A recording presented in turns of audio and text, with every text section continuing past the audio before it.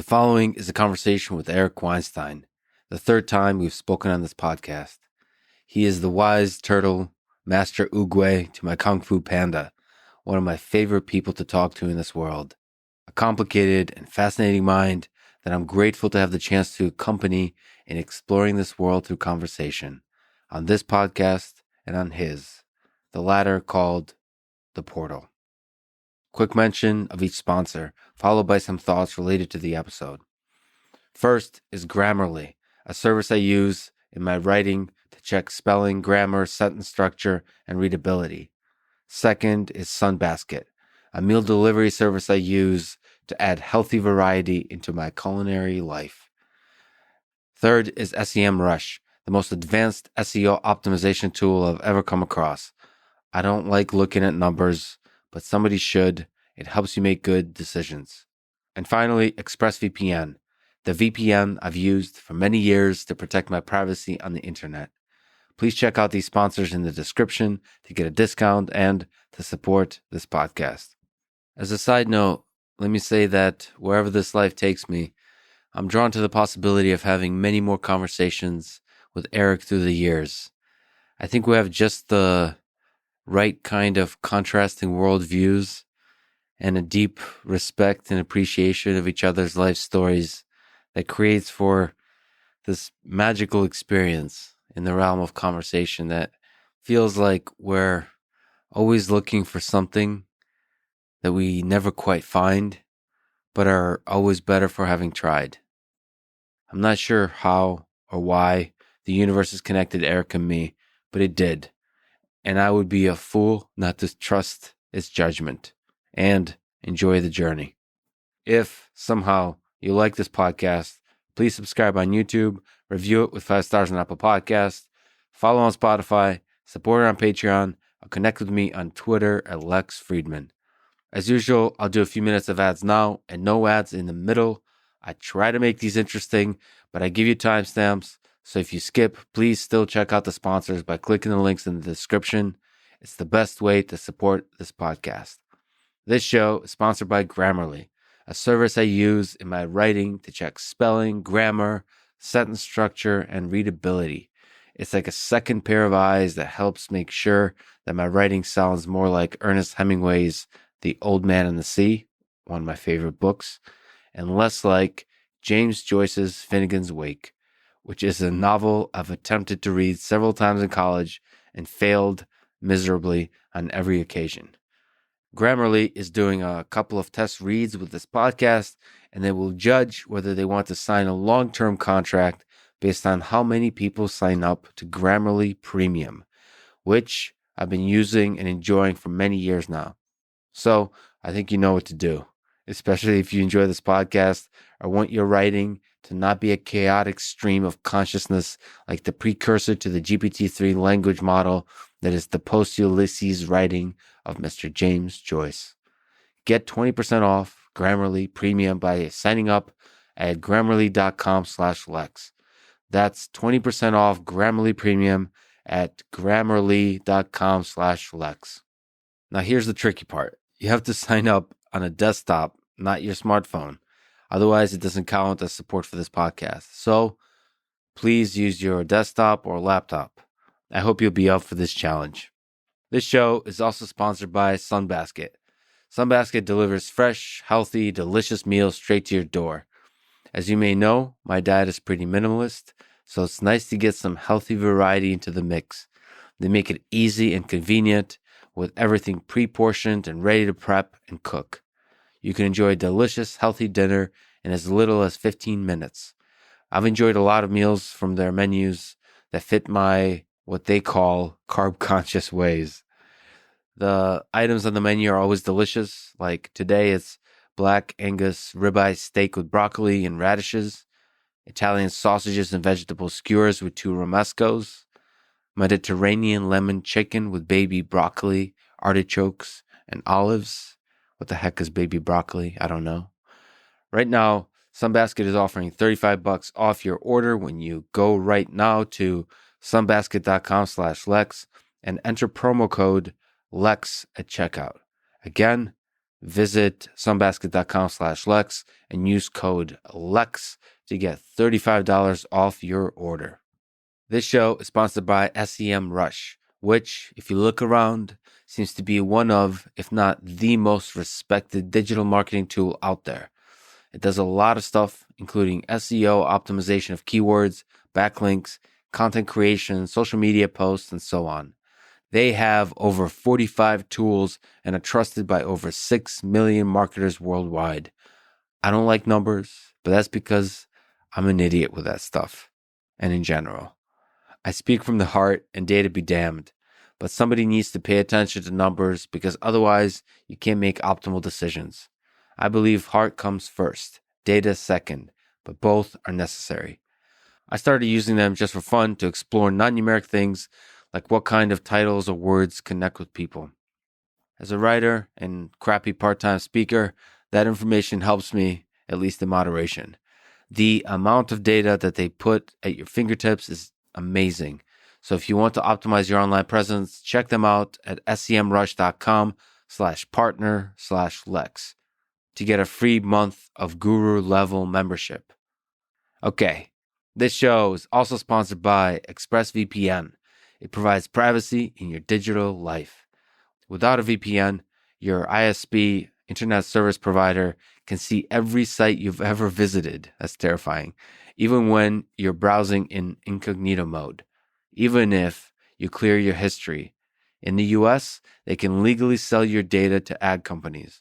ExpressVPN prevents them from being able to do all that by rerouting and encrypting your internet connection through their secure servers. I've used it for many years on Windows, Linux, and Android, but it's available everywhere else too. For me, it's been fast and easy to use. One big power on button that's fun to press. Probably my favorite intuitive design of an app. Doesn't try to do more than it needs to. I believe there's a Charles Bukowski quote about that. Go to expressvpn.com/LexPod to get an extra 3 months free on a 1-year package. That's expressvpn.com/LexPod. And now, here's my conversation with Eric Weinstein.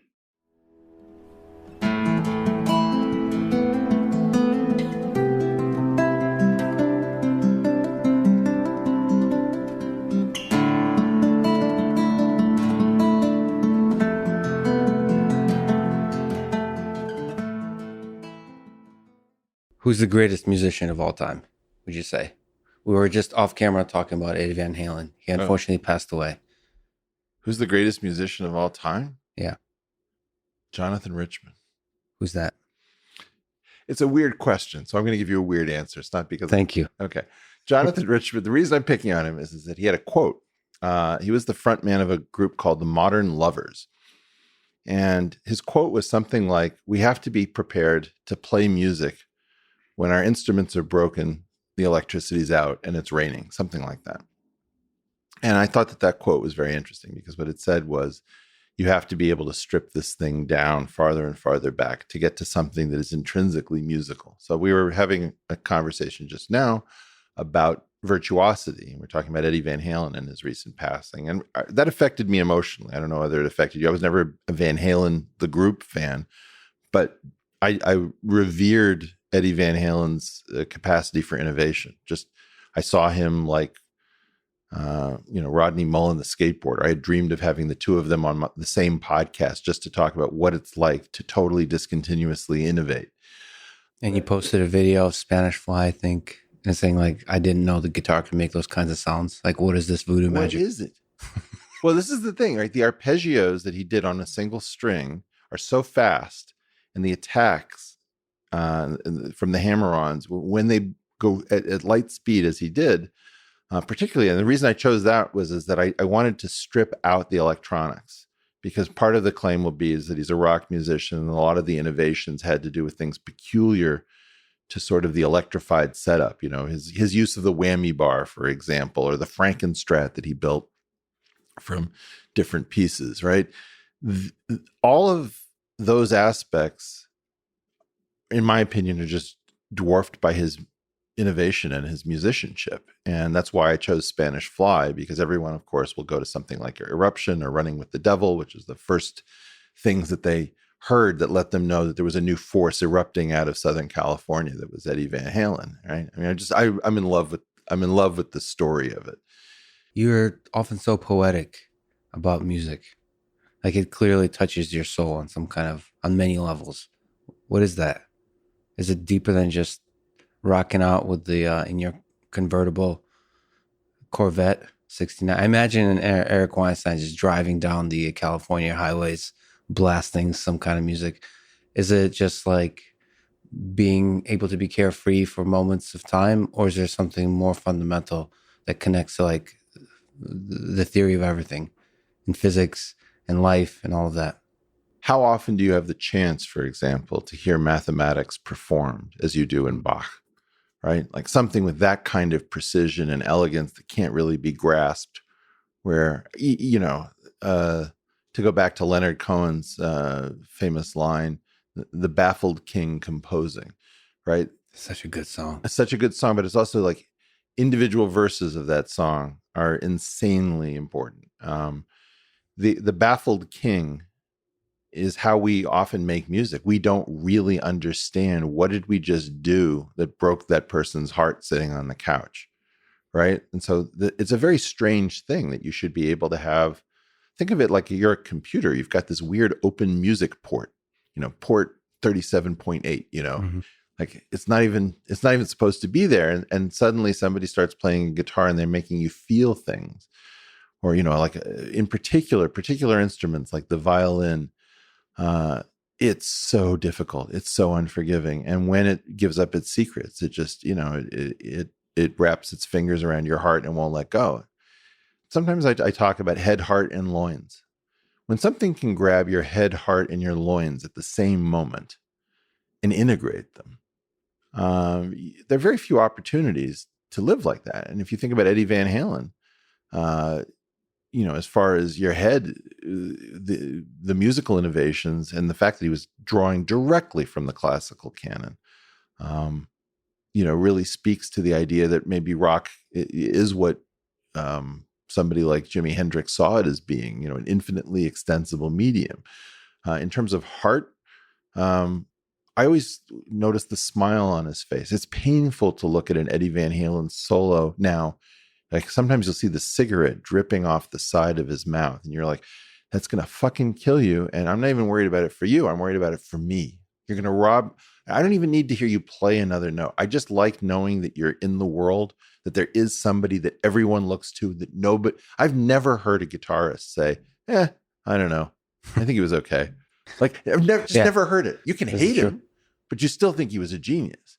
There are very few people like that in the world. And then loins, those leaps, that guy was incredibly good looking. And, skin tight pants, super athleticism. Yeah. He completely owned the male sexuality of the stage, both being the completely dominant, sort of mythical alpha male. I hate that expression, but there you are. But also this kind of little boy with this mischievous smirk and, the sense that it all came together.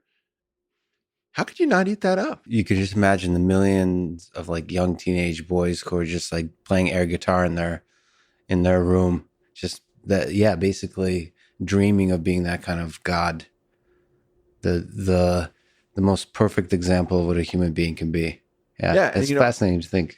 It is. And then, as in many of the cases with these bands, you get these multiple talents in the same outfit.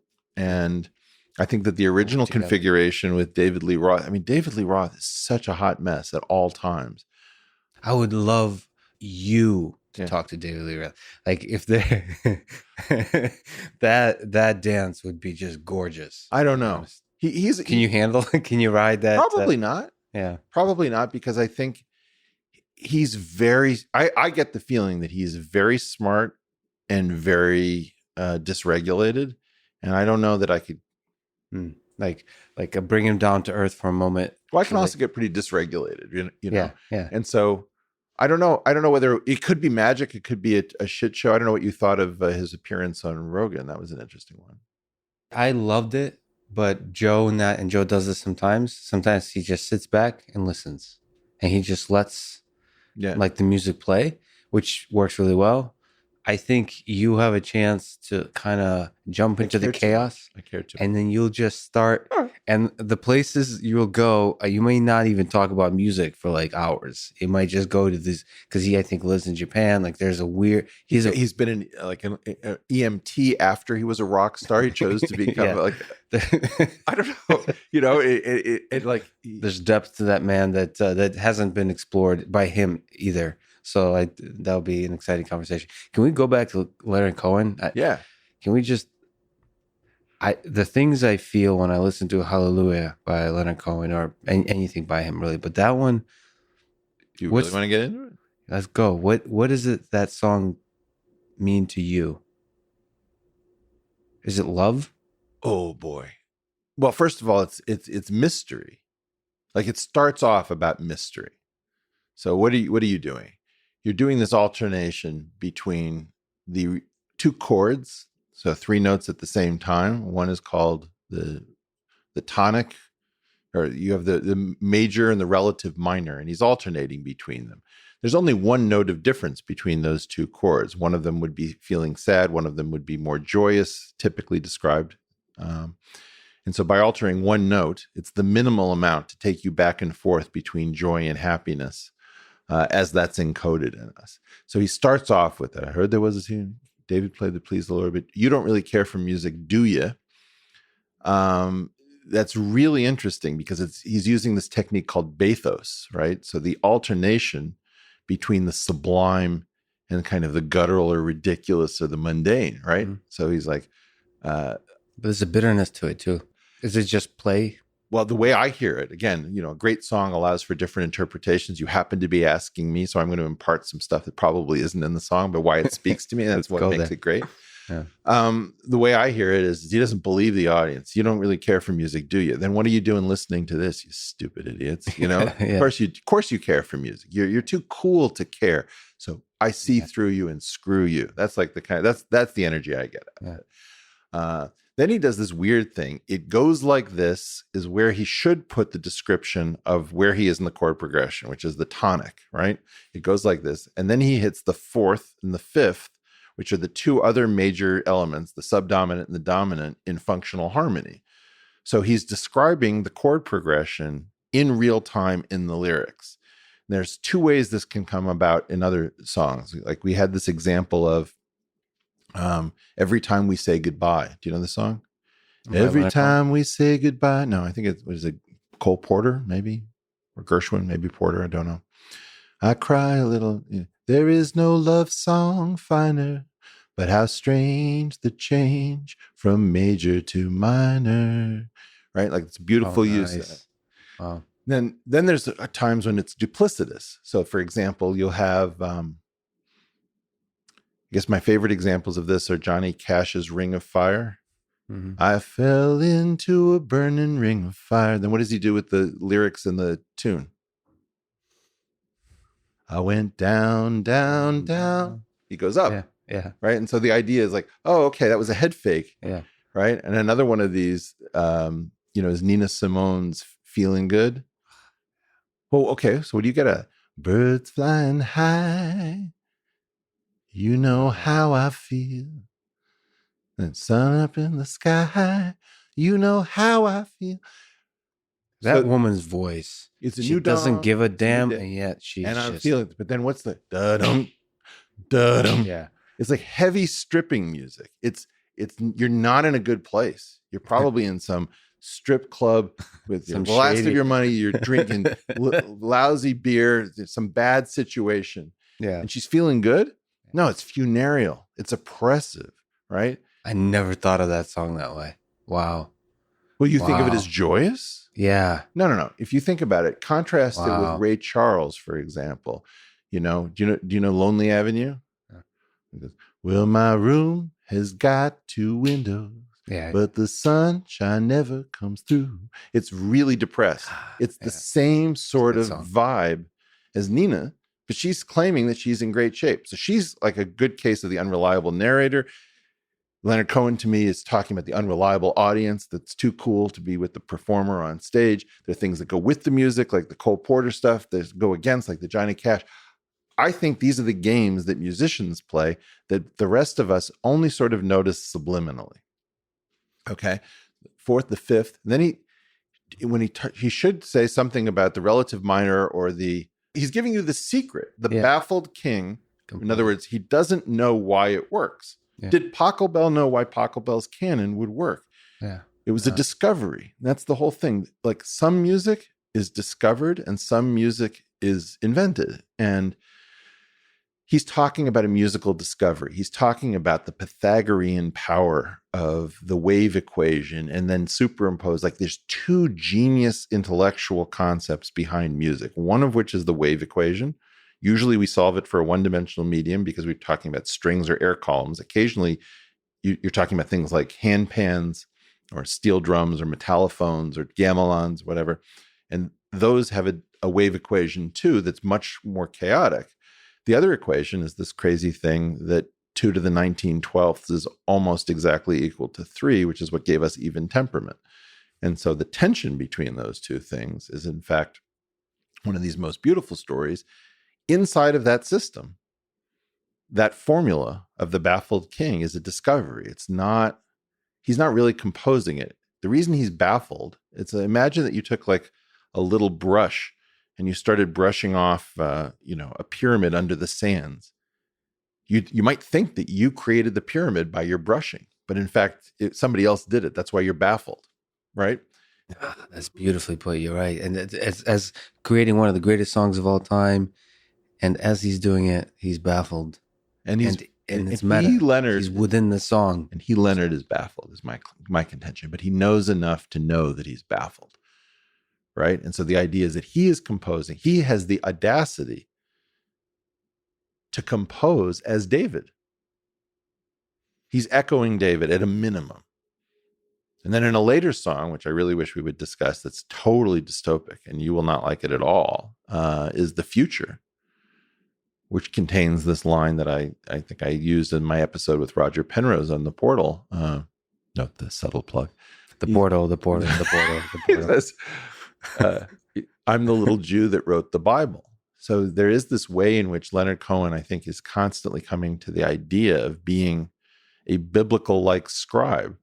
And I think this is one of the great things that, you see Dylan doing this with All Along the Watchtower. You saw Warren Zevon, who we should talk much more about, doing this with a song called I Was in the House When the House Burned Down. Do you know this thing? Mm-mm. No, this is embarrassing. Oh, sweetheart. This is a great day. Darling. Warren Zevon is one of the most important songwriters of our time. And he's been largely forgotten by this generation. But, Bob Dylan would sing one of his songs in tribute. I've heard Bob Dylan, very small number of songwriters really move him. Woody Guthrie, Gordon Lightfoot, and Warren Zevon.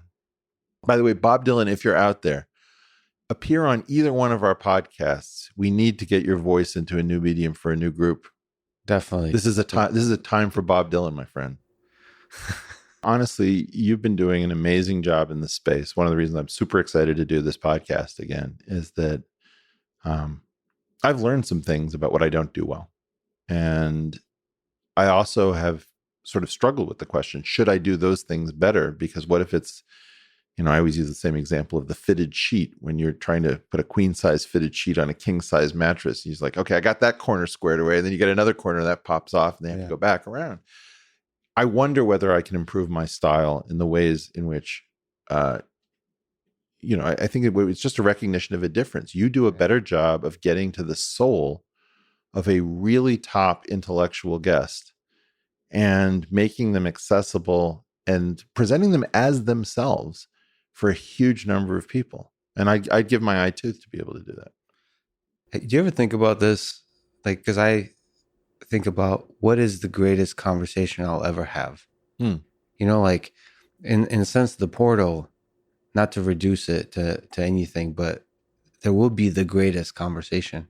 You may have already had it, but it's very possible if enough people like me can keep twisting your arm to keep doing the portal, please, there'll be an amazing conversation. And one of the questions that I ask myself is like, who is the person that I'm especially equipped? For some reason, I'm convinced on Putin.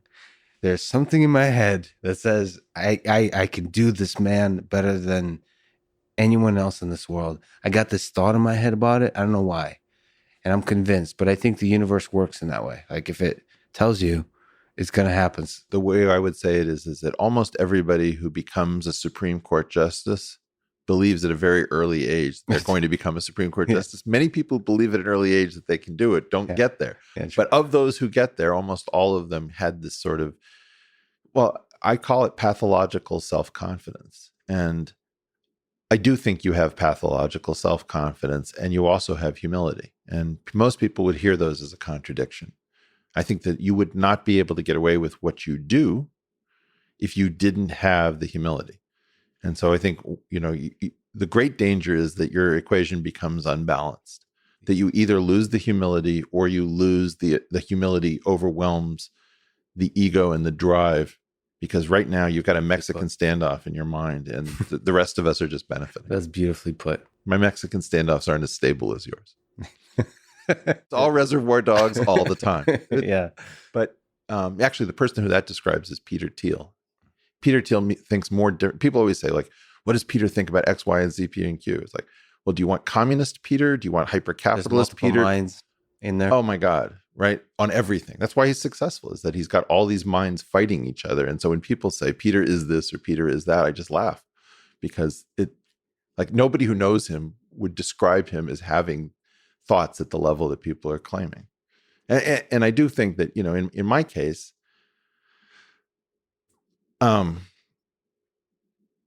there's also pathological epistemic humility. Like just, I know how little I can do in one life. I know how many things I've screwed up. I know how many things I've got wrong. And on the other hand, I know that if not, it's like Hillel's questions, if I'm not for myself, who will be for me? If I'm only for myself, what am I? If not now, when?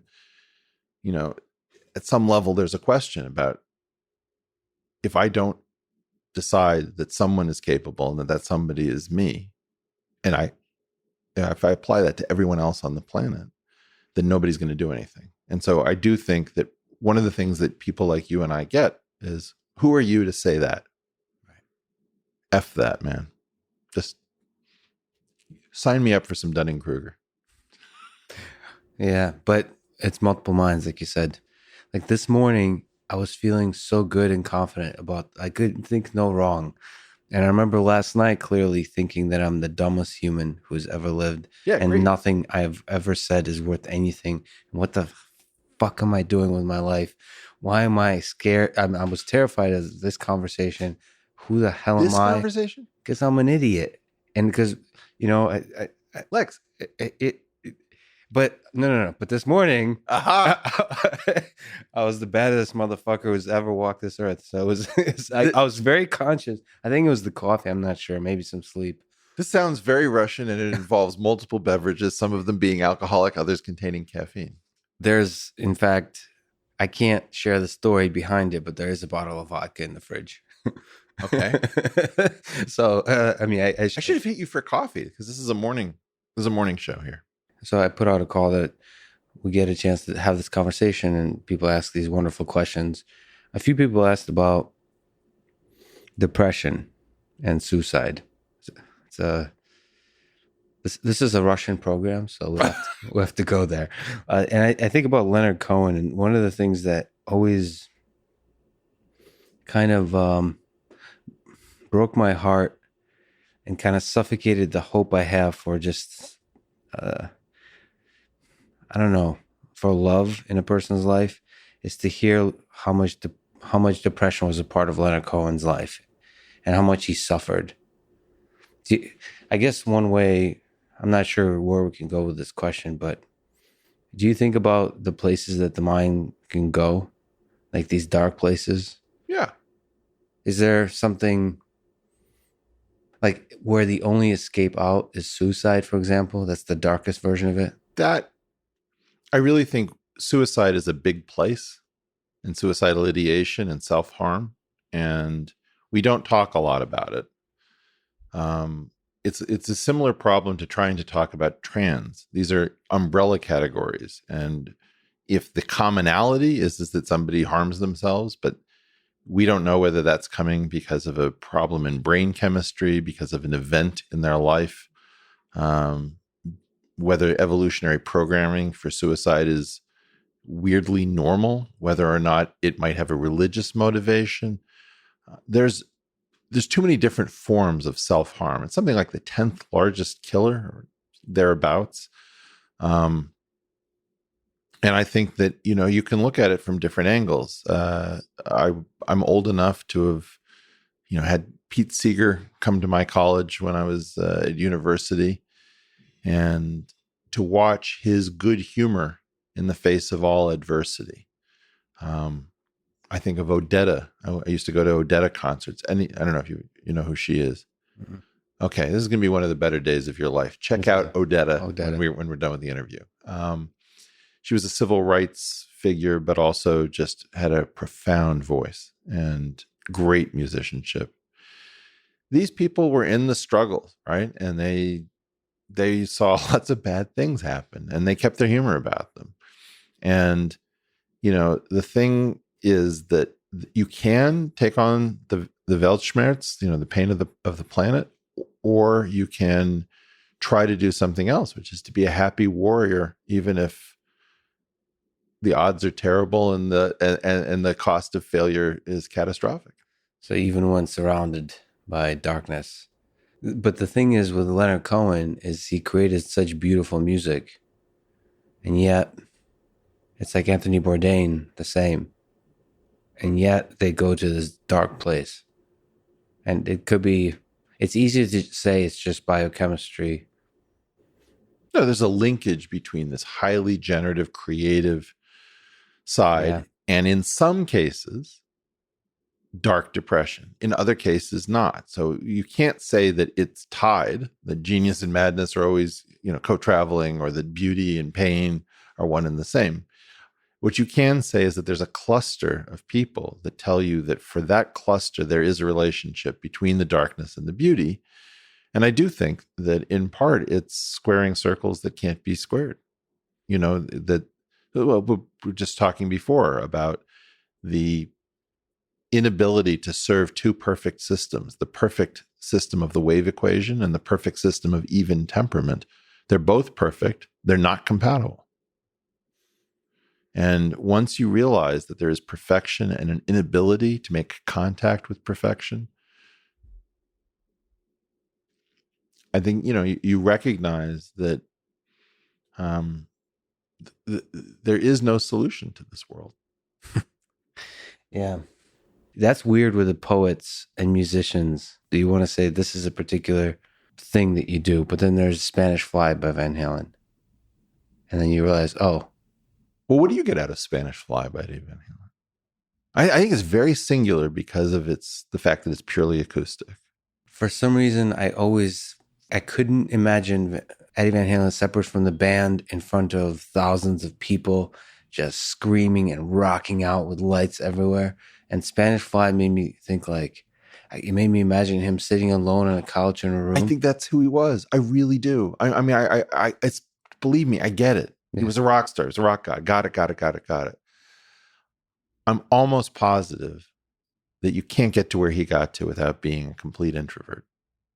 Yeah, it made me imagine that there's some half-naked supermodel walking around hoping that they can, do their thing together. And Eddie's completely disinterested. He'd be with the guitar. He'd be with the guitar, right? Yeah. Because honestly, at some level, in one case, maybe you're conquesting, maybe you're pursuing love and romance. In the other case, you're talking about a relationship to the order, the creator, the almighty, whatever it is you want to call that substrate that is reality. And, do I believe that Eddie Van Halen and Jimi Hendrix and Paganini and Heifetz jacked into the true essence of the world? Yeah, they did. I don't think it's as good as differential geometry. I'm sorry.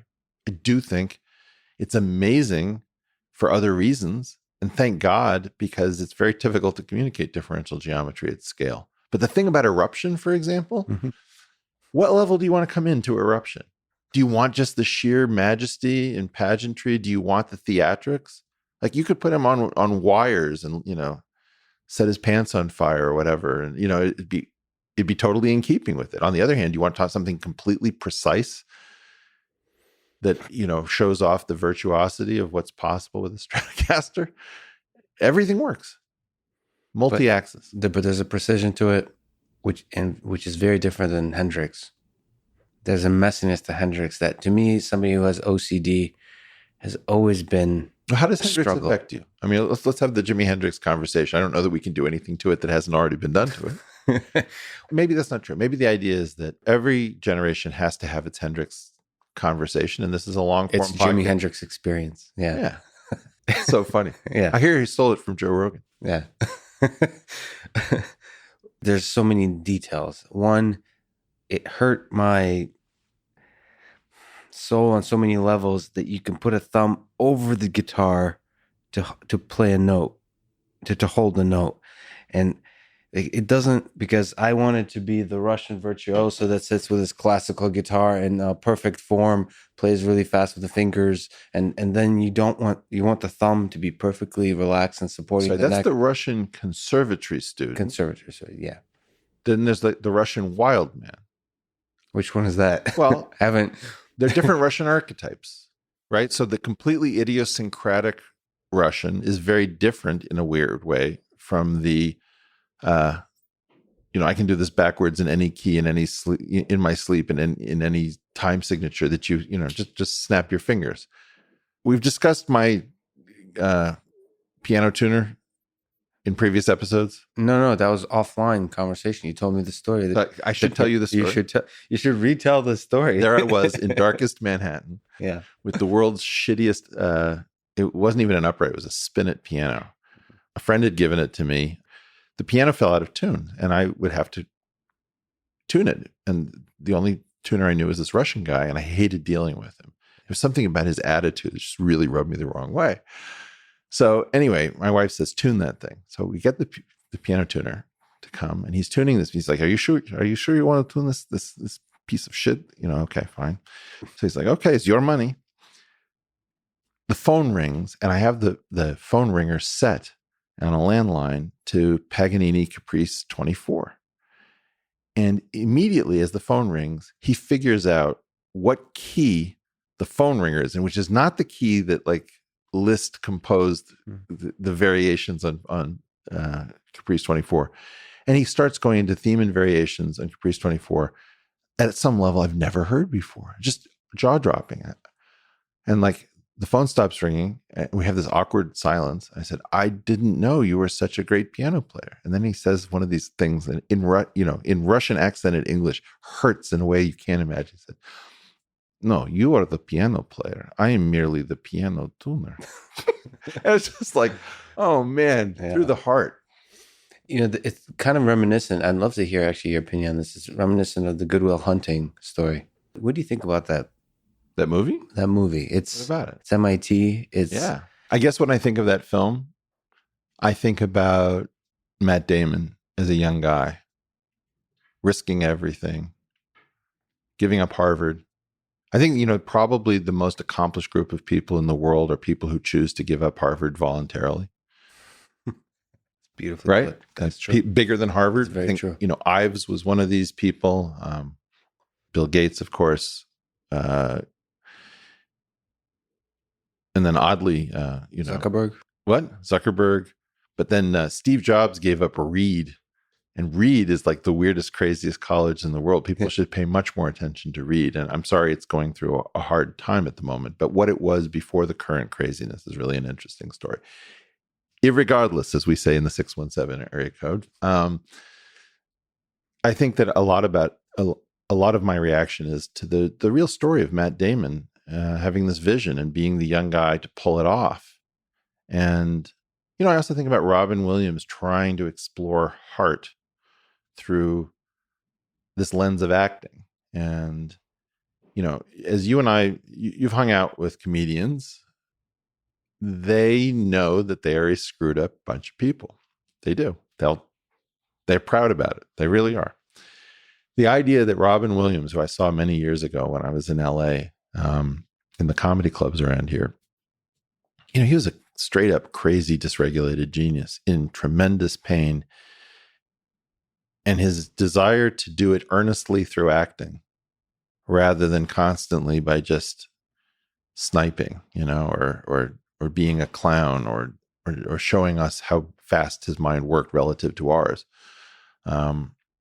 I was really moved by that. I thought that he brought some authenticity and took a huge risk for a comedian to be that real. And again, like you said, it doesn't always have to be, but in that case, the madness and the genius were neighbors. That one couldn't have been any other way. Yeah. No, because his mind, the thing about seeing him in a comedy club was that he would react to random stimulus in the environment. It could be a heckler. Sometimes you almost got the feeling that he wanted a heckler because it gave him something to play against, right? He was instantly inventive. But to me, the best Robin Williams is as he got closer and closer to the end of his life, because there was a sadness, and he's almost fighting the sadness with this improvisational, like the weapons he has is this wit and humor and this dancing that he does with language. That's right. And then sometimes when he just falls silent, you can see the sadness. And I don't know, there's something so beautiful about that. It's like this bird with a broken wing that's like trying to fly, and it's getting older and older. And he would have made one hell of a podcast guest. I'll tell you that. That's a sad. Yeah, I have some sadness that I really do think that part of what we call podcasting is actually just getting to know a soul over and over again. Like, maybe the idea is that this is talking about depression and sadness and heavy feelings is not an American specialty. Seeing that in context with the beauty of life is a Russian specialty. Like, it is very much Russian specialty. It sounds like a diner menu. What? Yeah. You want the Russian special? A big scoop of ice cream with tons of depression. I do think that we're in a really terrifying and depressing time. And I think that part of it is that we don't know if something huge is about to get started. And we don't even know what this is. I mean, we just sit here in this weird world that is falling into some new state. And we're not even super curious. It's like, what the hell just happened? Everybody's got an answer. And I'm positive that all of those answers are wrong. Let's try to at least sneak up on the good answer. So the central core of the answer is that the U.S. seemed to be the greatest thing in the world, in large measure because we hadn't noticed that we were getting a benefit from having no plan, not having to make a plan for low growth. As long as we had growth, we were in great shape. Let's imagine that there was that you could run an experiment. You have 1 billion copies of Earth, and you start the initial conditions slightly different. On some giant number of planets, a lot of the things that were discovered from the 1800s through the end of the 20th century are discovered in a period of time, because a lot of that just has to do with once you crack the puzzle of getting better instruments, you can see more. And the more you can see, the more you can make use of what you can see. And it turns out there was lots of stuff to do with, like, germs or electron orbitals or, spectrum, electromagnetic spectrum. And so we got to do all of those things. And the U.S. roughly corresponded for a good chunk of its history with this bonanza. And so, of course, we look like an amazing, genius country. We have no plan. Imagine that you could sell a car. You don't have to put in seatbelts. You don't have to put in airbags. You don't have to put in rear view mirrors or sensors or a rear view mirror. You could save a lot of money on a car by not putting in all of the stuff to keep things from going wrong. And I think that's what we had. We had a machine that, as long as growth was insanely good, we plowed it back, the riches and spoils and treasure back into the system and made more genius stuff. And we carried along a good chunk of humanity, hundreds of millions of people. We did not have a plan for what happens when the growth goes below the stall speed of our society. How confident should we be that the growth is slowed in a way that is permanent rather than a kind of permanent. slap in the face where it's not the right concept. The right concept is, I try to use the same words over and over again in case people see multiple, because then the perseveration actually gets somewhere. So I use this analogy of the orchard because everyone talks about low-hanging fruit. Mm. They know the concept of low-hanging fruit, but they don't think in terms of orchards. So they say things like, you think we've picked all the low-hanging fruit, but I believe in the infinite inventiveness of the human mind. Yeah. It's like, okay, that doesn't even work as an analogy. What if the idea is we only picked all the low-hanging fruit here, and then we're having this stupid argument about low-hanging fruit, and we're not going and looking for new orchards? We're not planting new orchards. We're not looking for forests. We're just sitting here arguing about low-hanging fruit. So my claim is there's probably a lot more low-hanging fruit, and it's not here. It's in other orchards. It's in other orchards. One of those turned out to be the digital orchard. The digital orchard has not been as stagnant as lots of these other, like the chemical orchard, you know? I have faith that there's a small percentage of the population, but not zero, that's looking for those other orchards. Like, I'm excited about one of those orchards, which is, I believe there'll be robots in everybody's homes, and that will unlock some totally new thing, totally new set of technologies, ideas, the way we live life, the productivity, everything. It'll change everything. So I'm excited about that orchard. So I'm roaming that orchard and wondering how the hell you kind of bring back, like the ant that finds a new source of food. Yeah, I'm trying to find an apple I can bring back to the great. The so you're in an exploridium. And do you have faith that there's enough of those? I don't think there are very many of us. I mean, I'm one of them too. Yeah. How many does it take? It takes one ant. It takes one ant. What are you talking about? How many Elons does it take to screw in a light bulb? Okay. Let's imagine that imagine some ant goes and finds a new source of food. Yeah. Right.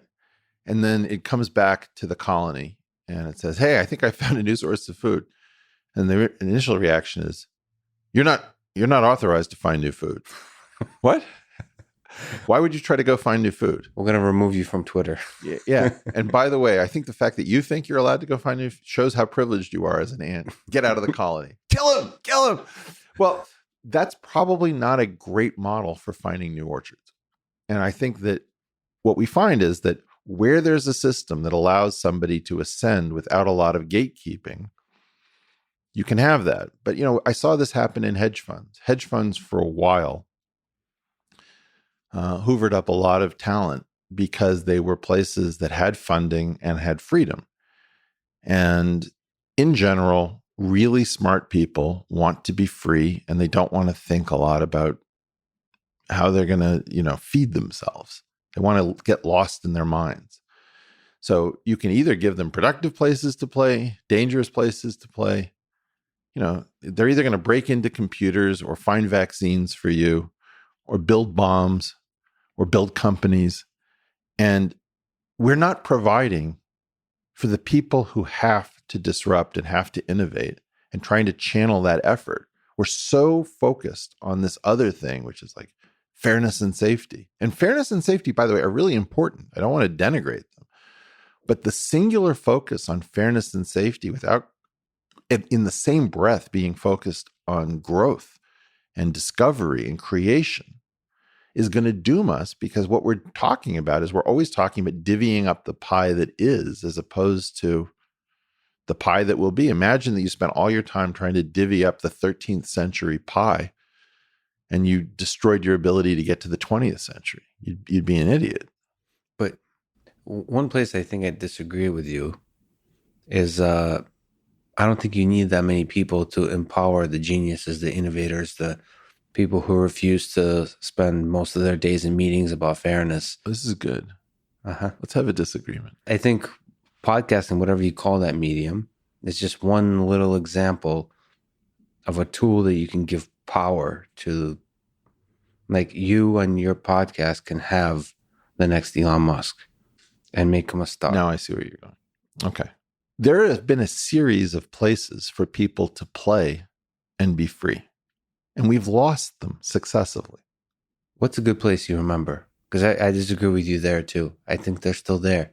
You can still play. You interviewed Noam Chomsky. Yes. Okay. Noam Chomsky comes from an era Well, you can play where you could play at MIT. at MIT.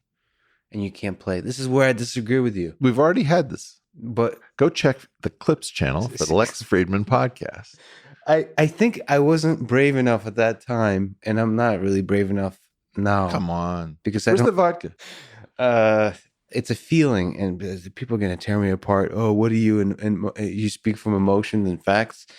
Wait. The feeling. Whose podcast is this? It's yours. Yes. Okay. Tell the people who are currently editing your brain, because I saw that move right now. Yeah.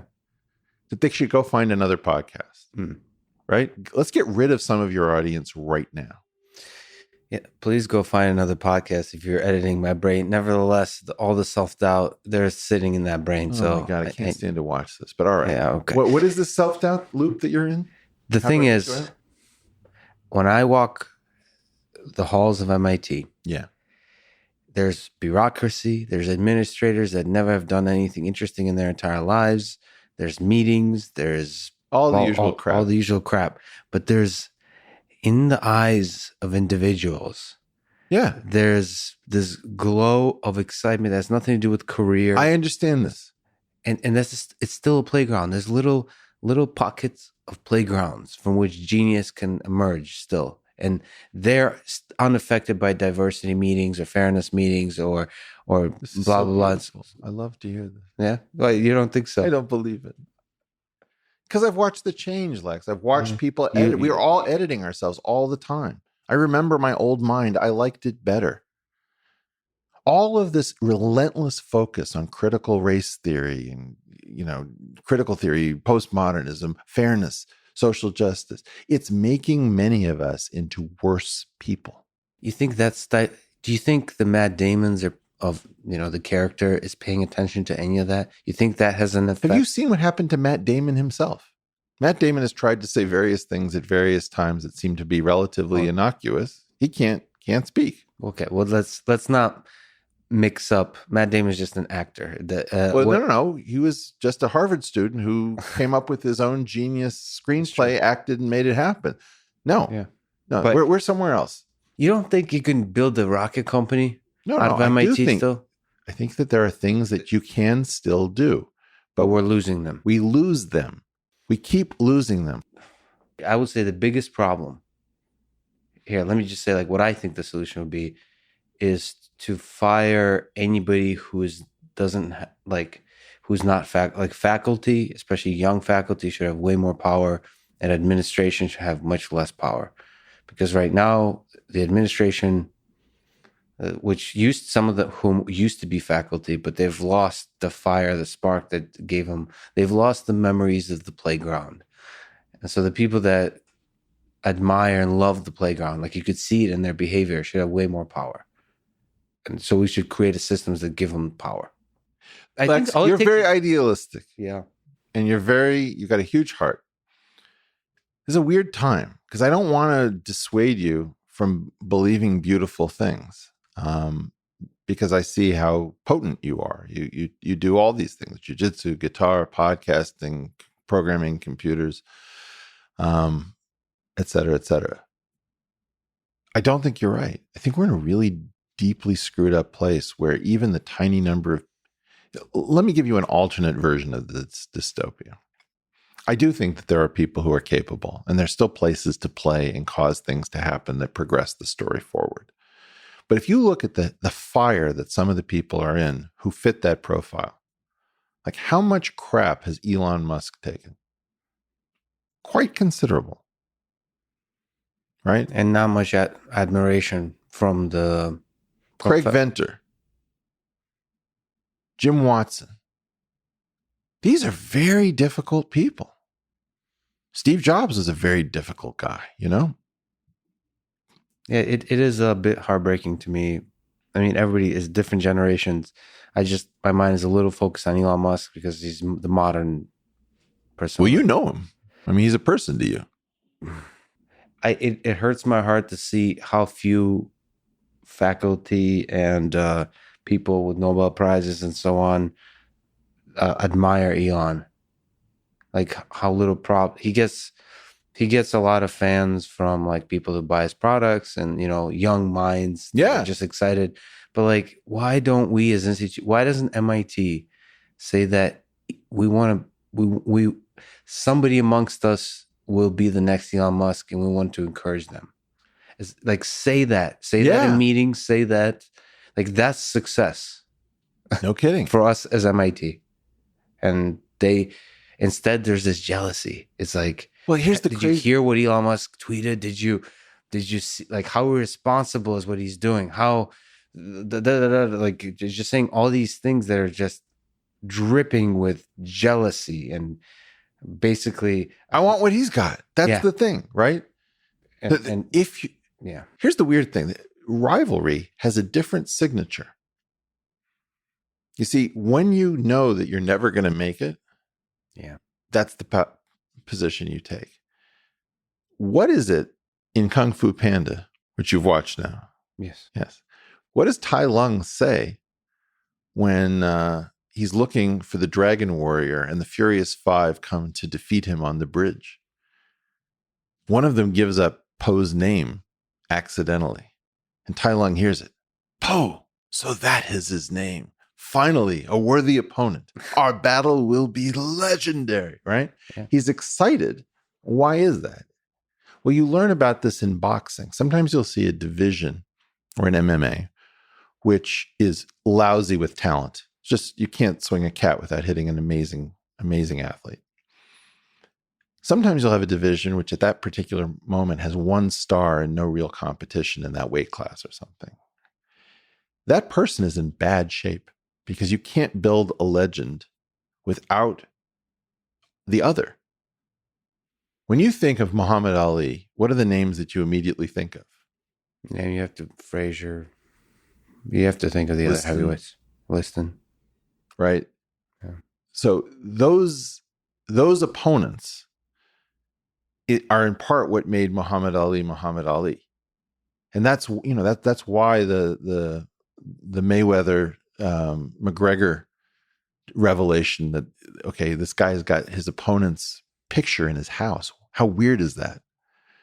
Well, because without the opponent, you may not be able to get there. Now, I am not a huge fan of the wrong kinds of rivalries. Do you have examples in mind?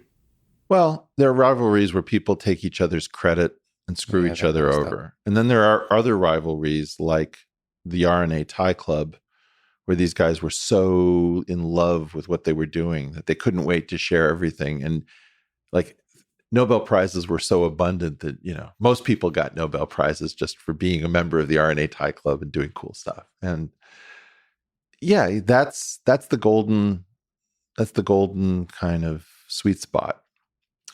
Most of these people can't do what Elon's doing because they can't break rules. They can't take the pressure.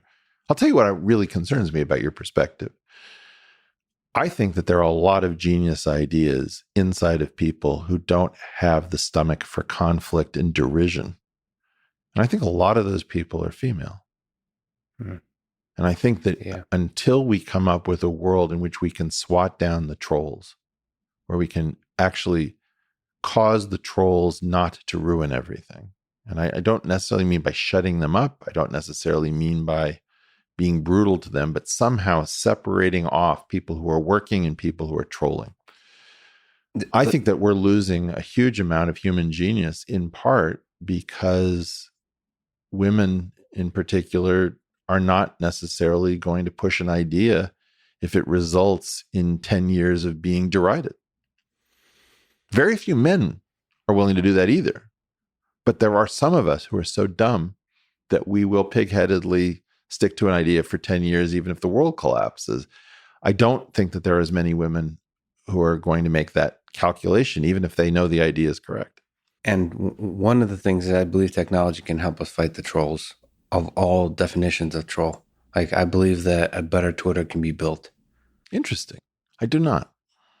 I don't believe that a Twitter successor can be built that solves most of the problems. I think you can always improve what we have, but I don't think that converges in something that really works, because I think ultimately the problem isn't Twitter. The problem is us. For example, I've recently made a very disturbing realization, which is academics and trolls have very many similar behaviors. Absolutely. It's largely a trolling community. I tend to believe that the trolls are not, it's like the Peter Thiel mini mind idea. Yeah. Which in all of the trolls, there's the possibility of goodness. And all you have to do, not all you have to do, what you have to do is create technology that incentivizes them to embrace, to discover, to embrace, to practice the better angels of their nature. And I believe that like the people actually want to do that. The trolls is a short-term dopamine rush of childish toxicity that all of us want to overcome. I believe that like deep within, we want to overcome that. I try to keep myself from believing what you believe. Because you'll be disappointed if it's not because true. It's dangerous, because a lot of these people are implacable foes, and there aren't many of them, but when you meet somebody who's like, yeah, I just like screwing people up. I'm here for the pain. I just believe even in them, there's a wonderful book that I'm going to recommend to you, where I hope this comes from. Maybe I've got the source wrong, but in any event, it's a great book called Maximum City, about Bombay. Mm-hmm.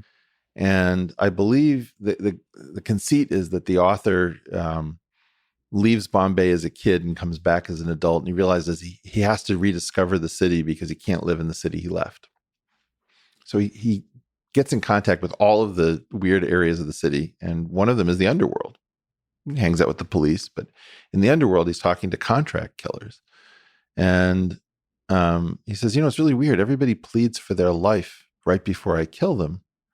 And they always say this thing about, I've got 2 kids at home. He says, never say that to a contract killer, because we have terrible relationships with our parents. Doesn't endear us to you. And I was just thinking oh, wow. So there's a minus sign in front of that statement. You're sitting there saying, I've got a 3-year-old. It's like, okay, well, I'm going to take this POS out of that kid's life. Maybe he'll have a chance. You don't know how people are wired. And as much as I hate to say it, there are people whose wiring is so disturbing and so different from yours that you will never guess why you can't reach them or how much pleasure they may have gotten, because they may have gone over a point of no return. Nevertheless, you are just a smart guy who is using his intuition to make a hypothesis. You do not know this for sure. Nope. And I'm whatever the hell I am, that has a different hypothesis, that even in the darkest human beings that seem to be only full of evil, there's a good person there that could be discovered. And Lex, one of the reasons I love doing your show is that you have these beliefs, even as a Russian.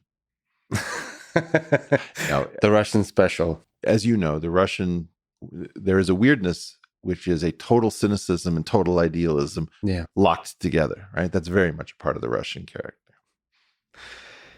The reason I was kept bothering you to have this conversation is I'm really worried about the next couple of months. No kidding. And if there's anybody in this world that could help alleviate my worry by at least walking along with me through this worry of mine, it's you. Do you think we're headed towards some kind of civil war? Some kind of division that explodes beyond just stuff on Twitter, but something that's really destructive to the fabric of our society? Well, I believe we're in a revolution, as you know. I've called it the no-name revolution or N-squared revolution. I've been talking about it for years. I think waiting for this to be called a civil war is not smart. Only history will call it such. Fine. But I think that the problem is that you're encountering things that you've never seen, trying to fit them into things that you already know. right. And But history repeats itself. yes, ish. You don't see lessons from history in I do. we see today. But I don't see it repeating itself. You know, What about violence? The famous quote is that it rhymes. It rhymes. I mean, the thing I guess I'm speaking to is violence. And We're in there. The abstraction of violence. Imagine you were coding up violence as an abstract class. Okay? thank you for speaking to the audience. Trying to lose these people. Come with me. Go on. No. I look, I've dealt with your audience, and your audience contains some of the smartest people around. Yeah. I guarantee you, if I say some stuff, first of all, any wrong thing that I'll say, they're going to detail. So that'll be a little bit of catnip to bring in the smart people. But they'll also digest it for each other. It's one of the great lessons of long form podcasting. If you don't waste all your time explaining things, that's the job of the audience to do amongst themselves. They're happy doing the work, and those who aren't, they leave. Isn't that great? They'll leave. The people who don't want to struggle will leave. And you can get rid of them. I think that the point is you would want to say violence is defined relative to a context. So let's call it meta violence so that we don't get into the problem. We already have a term for physical violence, right? So we have meta violence and physical violence. I would say that physical violence is subclassed from meta violence. Meta violence is the disruption of a system. It's sort of, it's for example, if a cell dies, it can die through apoptosis or necrosis. Apoptosis is controlled, programmed cell death. Necrosis is just like, okay, this didn't work. That was a violent disruption of the system. And this meta class is presumed in the documentation. Is it all negative? No. What are you talking about?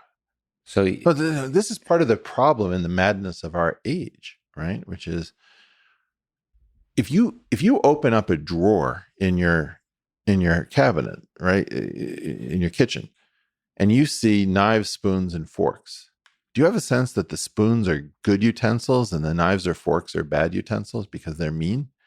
I mean, like, if you start thinking in these terms, that knife is there to do violence. That's violence you want done. Right? When I cut a mango, I'm doing violence to the mango. The mango expects that I will do violence to it because otherwise I won't be able to get the meat and it won't get its seed spread somewhere else. So in part, violence is absolutely part of our story. So there's this meta violence class. Yeah. And so the meta violence class is already, it's a multiple inheritance pattern. Whatever's going on right now inherits from meta violence. No, but there's certain subclasses that allow evil to emerge. So what I'm specifically worried about is that what's on your mind, Lex? What's really going on? Okay.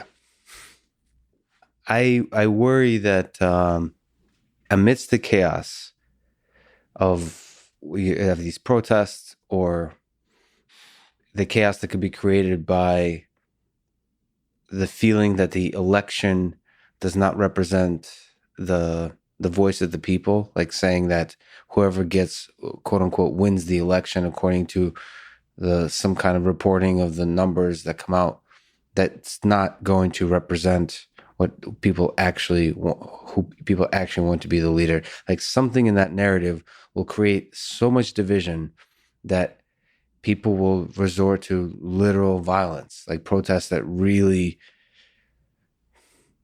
the United States loses its united aspect. And because of that chaos and tension, evil people, evil forces, that my definition of evil is, just cruel human beings, use that moment to attain power, the kind of power that is ultimately goes against the ideal of the United States. That could be Donald Trump.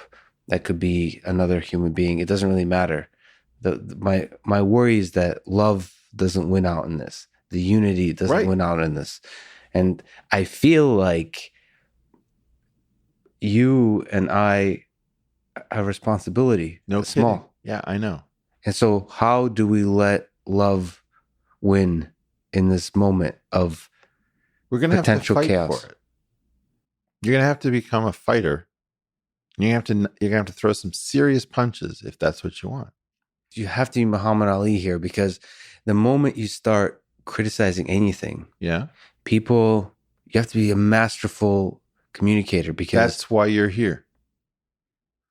Look, Lex, in part, your decency is allowing you to do things that you couldn't otherwise do. I saw that you had Michael Malice on your podcast. yeah. Now, Michael Malice is, I think, of somebody who, at his best, is extremely shrewd and insightful. Yes? Mm-hmm. He's also got this trolling game, which he's quite open about, and you talk to him about it, which I can't stand. And this is the idea. Oh, grandpa doesn't get the internet. Well, I'm grandpa. I don't get the internet. I don't love the trolling. Yeah. There are trolls of the past who were incredibly good.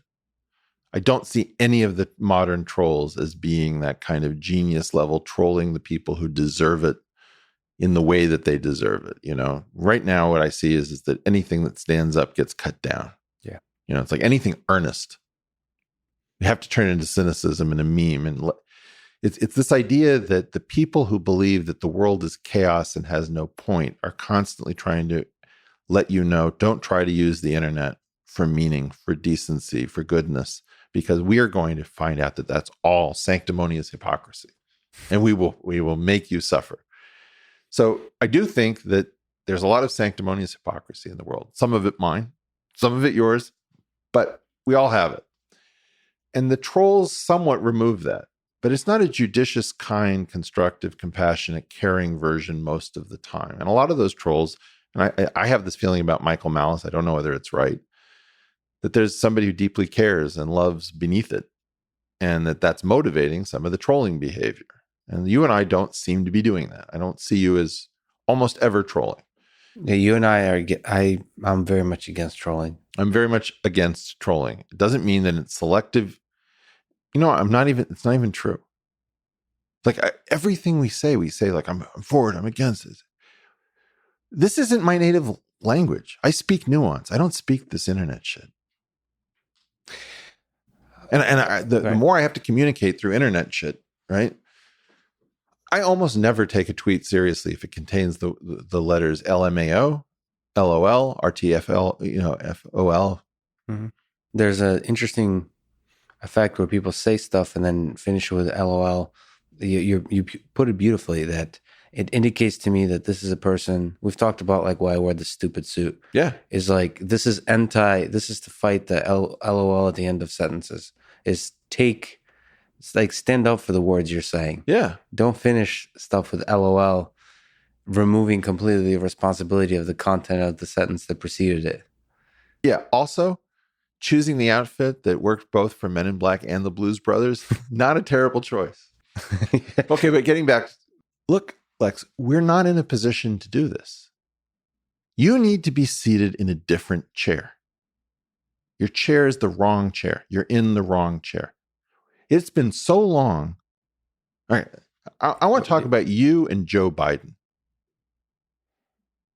Joe Biden was a 29-year-old guy with nothing particular going on, so far as I can tell. Okay? I know people as impressive at age 29 as Joe Biden, 12 rows back, three deep, doesn't matter. Huge number of people. None of them my age can get to where he got to. Like, we're all morons. Anytime somebody takes out, like if you found Eddie Van Halen in a guitar shop, you'd be angry. What is this guy doing repairing guitars? Then somebody will say, maybe he loves to repair guitars. Yeah, I mean, what is your Russian piano tuner doing? What is my Russian piano? That was the whole point of that story, which is what is it that happened in that life that converted somebody? And I find this, for example, with Russian doctors who are, technicians in offices now. There's a huge amount of talent in the world that's not sitting in its proper seat. Yeah. And quite honestly, I've gotten to the point where my feeling is we've got to take the seats. Right. And maybe we don't sit in them. Maybe the idea is that we take the seats and we put some smart Gen Z person in this seat and say, look, no chanting. I don't want to hear you say no justice, no peace. If there aren't verbs, if it rhymes, it's wrong. Like I used to have this thing, if it rhymes, things that rhyme are more true. Yeah. But like in general, if something starts at 1, 2, 3, 4, I don't want to hear what the rest of your sentence is. Yeah. But I feel like the responsibility that you carry, that I carry, this is where Joe Rogan generally removes himself from being, I'm just a comedian. This idea of I'm just a comedian. They all do that. But at this moment in history, like history literally can pivot on the words of a tattooed, ripped 50-year-old, comedian. And I think the same is true with you. Okay, well, I'm interested and I care. Speaking of lyrics, there are many here among us who feel that life is but a joke. That's not us. The hour is getting late. That's not us. In the song, the Joker and the thief are on opposite sides of Jesus, having this conversation over Jesus. You and I, we've been through that. That's not our fate. That's somebody else's fate to throw spitballs at the internet. That's not your fate. You're an earnest guy. You're filled with love. You're getting the most amazing podcast guests. But you can win over the internet. This is the point I'm trying to make. That you're saying I'm just a grandpa. I don't get the internet. No, I'm telling you, you're going to get bigger, and then you're going to get cut down. You're going to keep ascending for a while, Lex. And then you're saying naturally there's. I'm telling you, I watched the same process. People get up to a certain level, and one of the things that's going on, in my opinion, with Joe Rogan, is that when Joe Rogan starts to talk about his misgivings about Joe Biden, in a way that you find at any bar in America, about cognitive decline in a 77-year-old who's about to be 78, I believe in November. We have never had anything remotely as insane as a 78-year-old person slated to win the White House. And you're saying when that idea is being communicated, is there something about the disc concept that you talk about? The system naturally some starts bad thing happens to Joe or one of Joe's close associates. The ability to destroy people who become inconvenient has been documented. This is what we have done in the past. Whether we are doing it now, we don't know, because we are not doing this church committee 2. In order to know whether or not you are currently destroying American citizens, as we did in the past, and as we have documented, and as we found out in 1976, the federal government destroyed Americans who had political beliefs that the government didn't want to continue. And I don't know whether you are grasping that.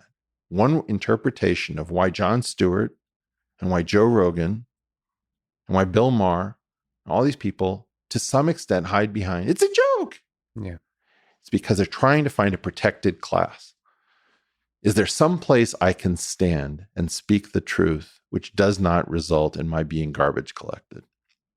Interesting.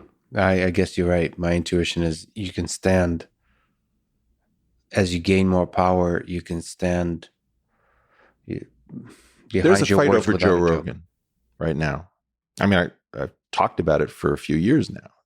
People did not understand how big that program was. People didn't understand long-form podcasting. I was derided by people who I think of as being very shrewd for believing in these podcasts as a major force. And most of the people who derided me have said, wow, did I not get things? It's like if you started to propose, you wanted to do The Sopranos in the era of 30-minute sitcoms. It's like, you don't get it, man. The American people, they're not interested in these long plot storylines. That's your weird thing. Nobody cares, dude. Everybody just wants short, fast, memorable. And like, okay, so if you do that, you totally miss the opportunity. And, the savvy people used to say, kid, let me tell you, nobody ever lost a dime underestimating the intelligence of the American people. Well, that was totally wrong because they didn't calculate opportunity costs. I have been talking about the problem of Joe for a long time. The problem is that when the system wakes up, they're going to want to control it. And they come up with new different mechanisms of doing that. I guess one interesting one is cancel culture.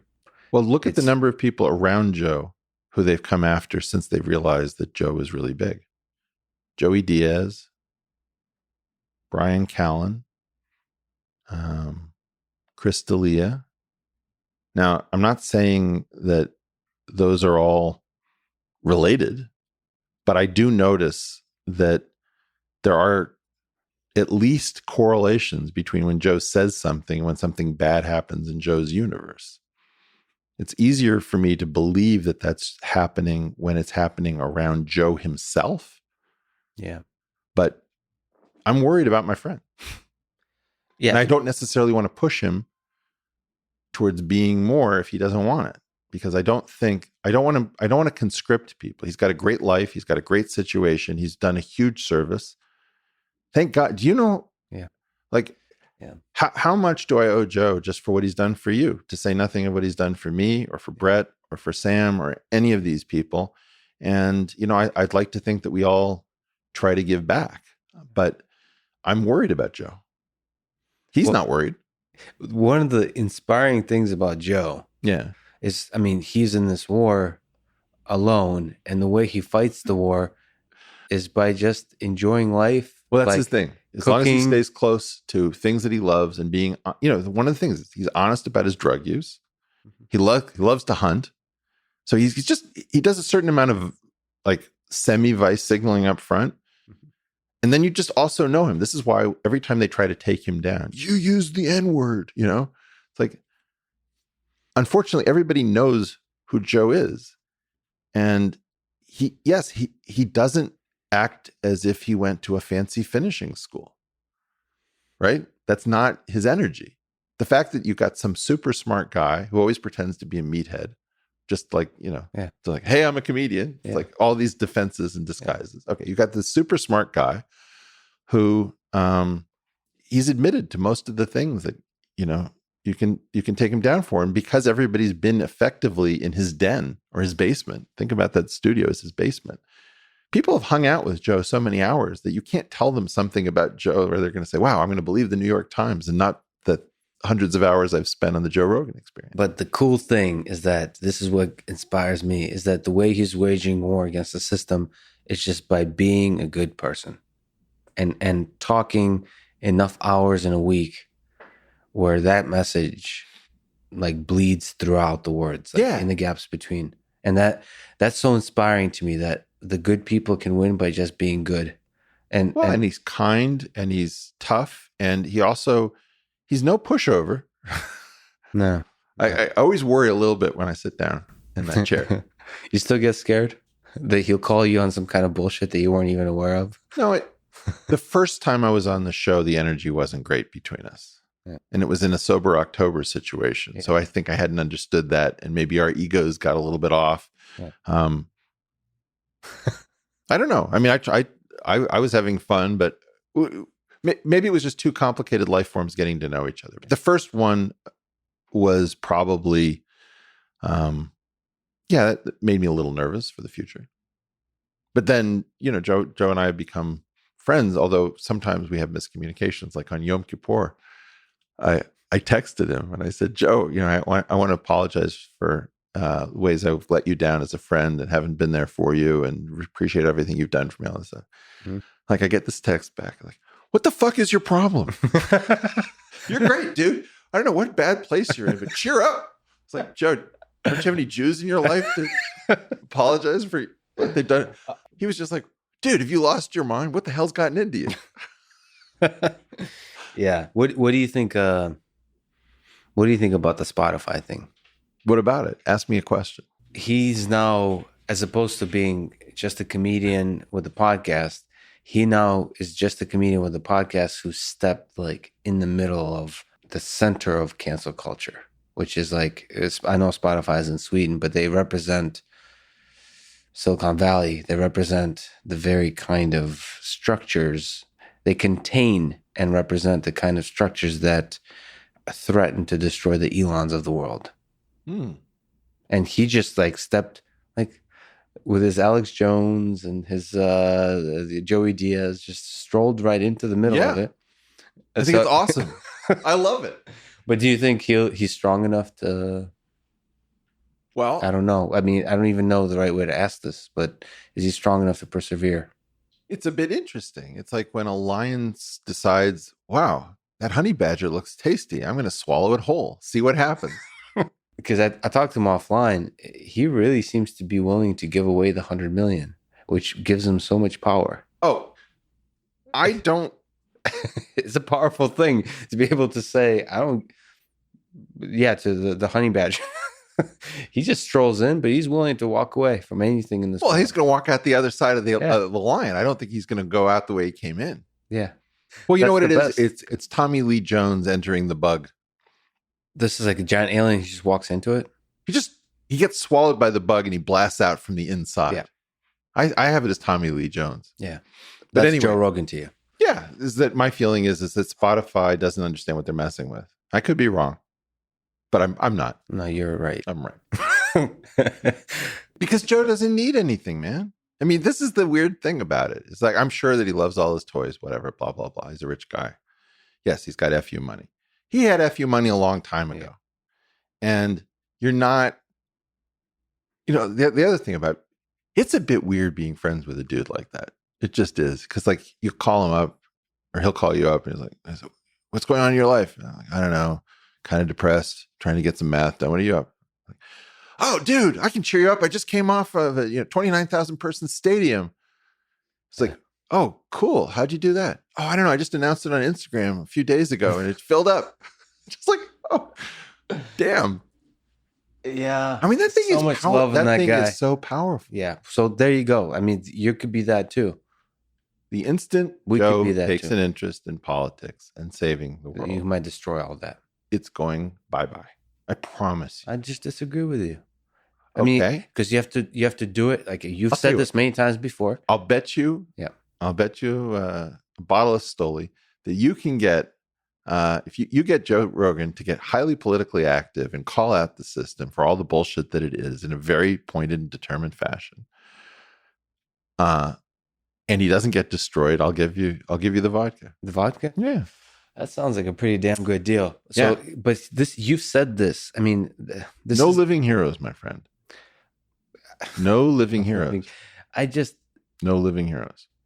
It's just difficult. You just have to be good at it. I mean, if you just say generic political things, no, you're going to be taken down. But the more heroic you are, with it, the more beautiful you are, the more you will be made to suffer. And if they cannot get you on reputation, if Jesus himself came down, I don't know if I ever read, I probably have never read to you the hit piece I did on Jesus. You don't know about this? No, I did not know. I did hit pieces on all of the best people in the world. Wow. So whoever it was who cured cancer, or, discovered new particles or whatever it is, I did a hit piece against them to prove that I can do it to anybody around anything at any time. Except Eddie Van Halen, as we were talking about. Well, Eddie Van Halen is now dead. But if this was a situation, hot for teacher, canceled. Disrespectful. Absolutely. Also, packaging female objectification for young men. Clearly, Eddie Van Halen is one of the worst people alive. But the skill, the incredible inspiration that is just radiating from his music inspires so many millions that they will fight those canceled pieces. They will fight those. So this is your thing. Yeah. You have this idea that there's a war between good and evil, and the good has already been designated the winner. And it's not true. But your belief in that it's true. Fake it till you make it, no? I mean, it's motivating both of us.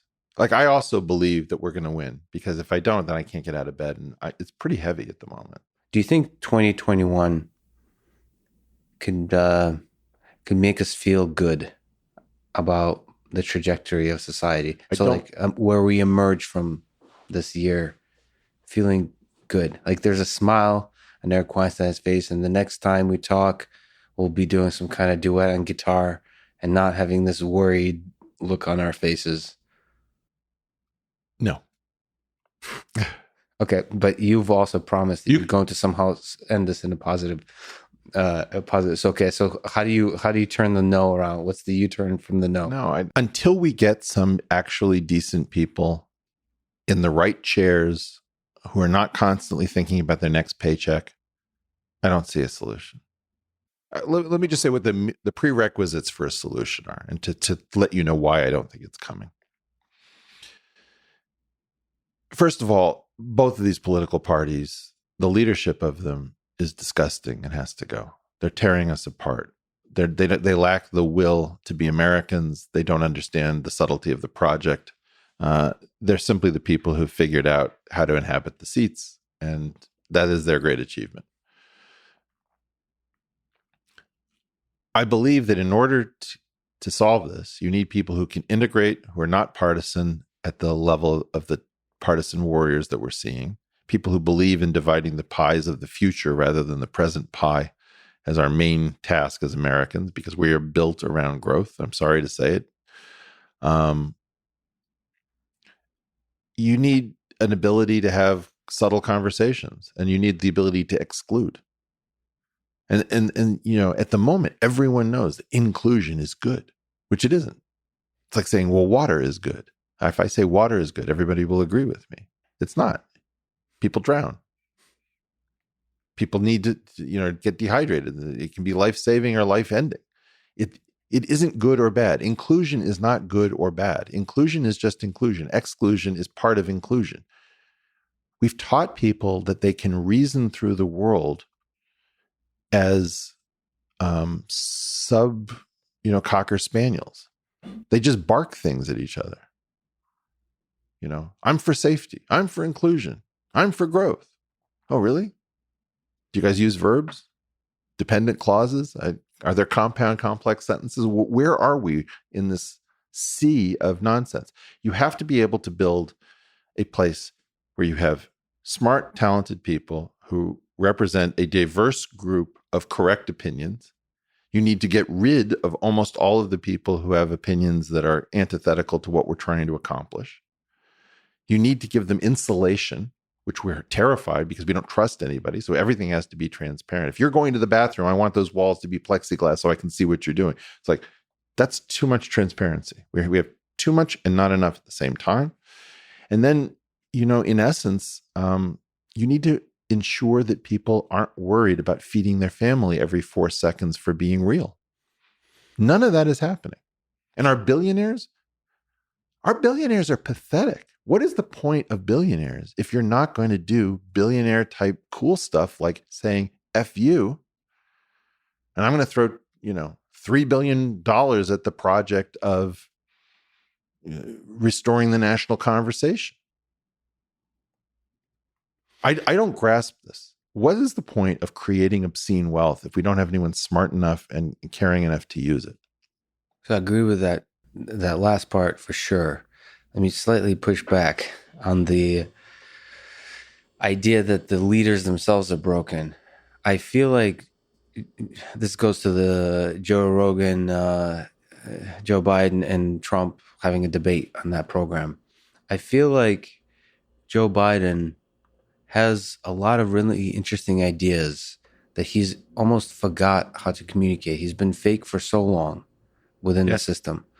Hillary was fake for too long. I'm sure she had real ideas at the beginning that she still was campaigning on decades later.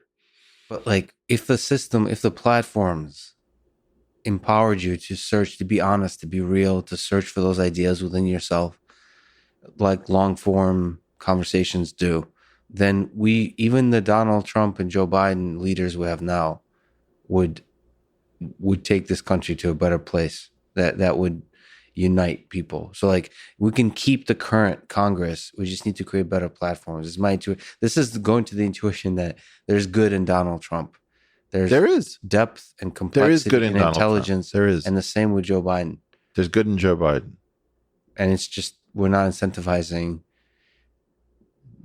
I mean, there's several things I think are broken. One of them is Twitter. The other is journalism. It's just the platforms of us communicating with each other. One of the reasons that I try to come up with unifying explanations is that if you look at the number of wildfires in California, let's say, that we've just seen, if you treat them all as spontaneous, uncorrelated instances, it feels like, oh my God, it's just whack-a-mole. Every time I send a fire truck here, there's a fire over there. So you want to come up with something like a central theory, which is, why do I suddenly have a problem when I hadn't had a problem before? So I look for these unifying explanations. And I found one the other day that really speaks to me. People are very frustrated because they've been trained to think about this incorrectly, in my opinion. But here's the graph that you need to look at. On the x-axis is time by year. And on the y-axis is something like average age of a human. Mm-hmm. The title of the graph is Any Desirable Situation Involving Institutions.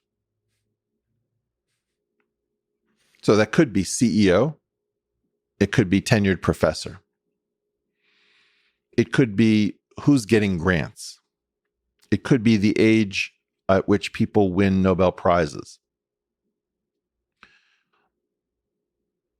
University presidents, all these things go up.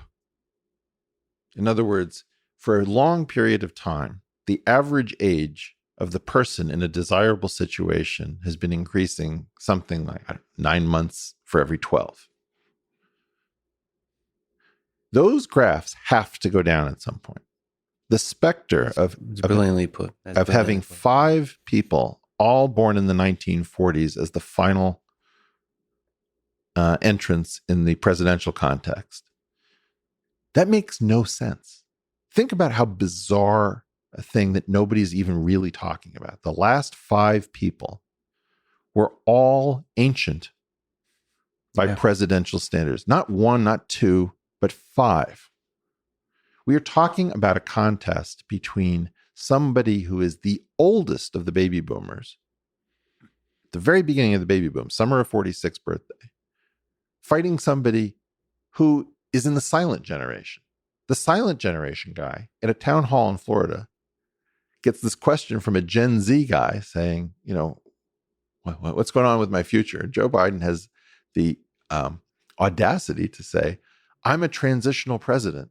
You guys are the highly educated one. When has any generation in history needed a transitional 78-year-old person to take office? It's bizarre. It's preposterous. That graph is the graph we can't talk about. That graph is the graph of our destruction. Because it has you can make a one-line argument, which sounds like ageism, which isn't a very good argument. No. But what it does is it muddles the conversation. And you always have to ask yourself the question, if this conversation becomes muddled, who wins as a result of the muddling? Well, it's a battle, but let's just win it. Let's win the battle. Are you running? For sure. I'll run. I was born in Russia. You can't run. Russia. So, but we Russians can hack elections, so we'll figure it out. This is me officially announcing my run. I was born in St. Petersburg, Florida. Yeah. Lex, what is it that you really want to ask? I think I want to put some responsibility on the portal. The portal. That the portal gives power to the people in that graph. Like, because you put it quite brilliantly that the people that move the world, their age has been going up. And not move the world, but put in the position where they get the chance to affect the world. These new platforms, I think Twitter falls in them, give power to the younger people. It doesn't have to be about age necessarily, but the younger thinking people. So that's a promising thing. And you are like you're like Gandalf. You get to pick your Frodos or whatever. I'm not very good with the analogy, but the whole point is for you as Gandalf. I don't know that I make that much sense. Gandalf makes sense. I don't know if people know how to fit me into this ecosystem. I think there's something in my presentation that people find very confusing. No, figure it out. I disagree with you, but you need to look at the mirror and think like, what is it? Is it maybe you need a mustache? I don't know.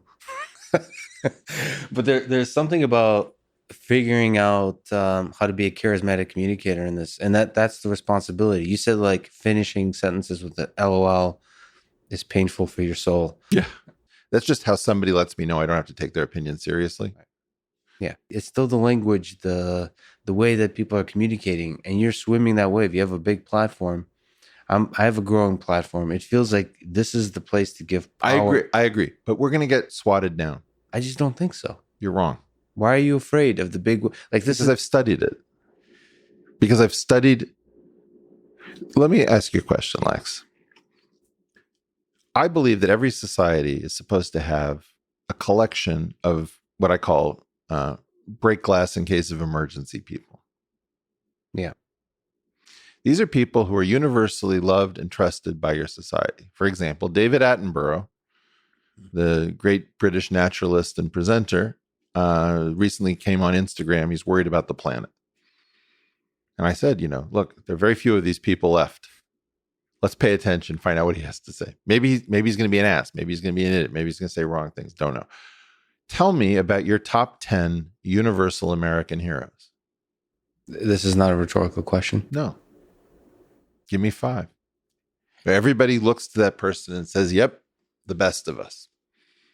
Oh, not divisive. Well, everybody's an interesting concept. I mean, Elon Musk is very divisive, right? But I'm talking about overwhelmingly people would follow that person if that person gave a rousing, intelligent speech that said we must act now because we're in dire straits. I think a lot of people fall in that category. For me, it would be in the tech world, in the engineering world. No. Elon Tell Musk. me names. Elon Musk. Elon Musk. The Rock. I'm thinking like, who is the most eloquent actor? So like, you think celebrities? So people with platforms. I didn't say celebrities. But no, but be well known. I believe like yeah. So this goes to Joe Rogan. First 2 did not really impress me as being what I said, but okay. Elon several years ago would have. Can you try to? Joe Rogan. Why do they fail? Why is lots Elon of people treat Joe Rogan as if he's some sort of right-wing racist because they've never watched his program. They don't know who his friends. I don't know. Oh, but when I thought you said everybody, I thought you meant a large enough people where huge change can happen, not actually literally everybody. Because I mean people who've pulled off something where everybody's convinced that person just deeply. I mean, I think I've told you the story before, but the one time I've seen the power of a figure like this, I mean, very few times I've been in a large crowd and I've seen people just moved where they would do almost anything good, bad, and different because they were primed. One was a Rolling Stones concert. The other one was Nelson Mandela coming to Boston. And man, you've never seen anything like this. You check out the photos from the banks of the Charles River when Nelson Mandela came. There are people that you need in your dark hours, and we can't agree on who they are. And as soon as they emerge, we tar them with shit. We get out the shit brush. Yeah, I just disagree with you. So I think what do we disagree about here? Okay. I think it doesn't matter who it is. I think really good speeches are needed. And Great. I think a lot. Who's going to give them? I saw Killer Mike try to give a good speech. Yeah, he did. Wow. In Atlanta, right? Yeah, he did. That was something. Very impressed. Yeah. Even Killer Mike immediately gets into this sell out. Or like. Yeah, but he didn't take up the responsibility, I would say. He didn't. Of going bigger. So he was speaking to the community, and he was doing what on this particular moment. He's exceptional at it, and he was speaking to this particular moment. He didn't take it a step farther, which is like giving the same speech but bigger than race, bigger than this particular moment, but more about the American project.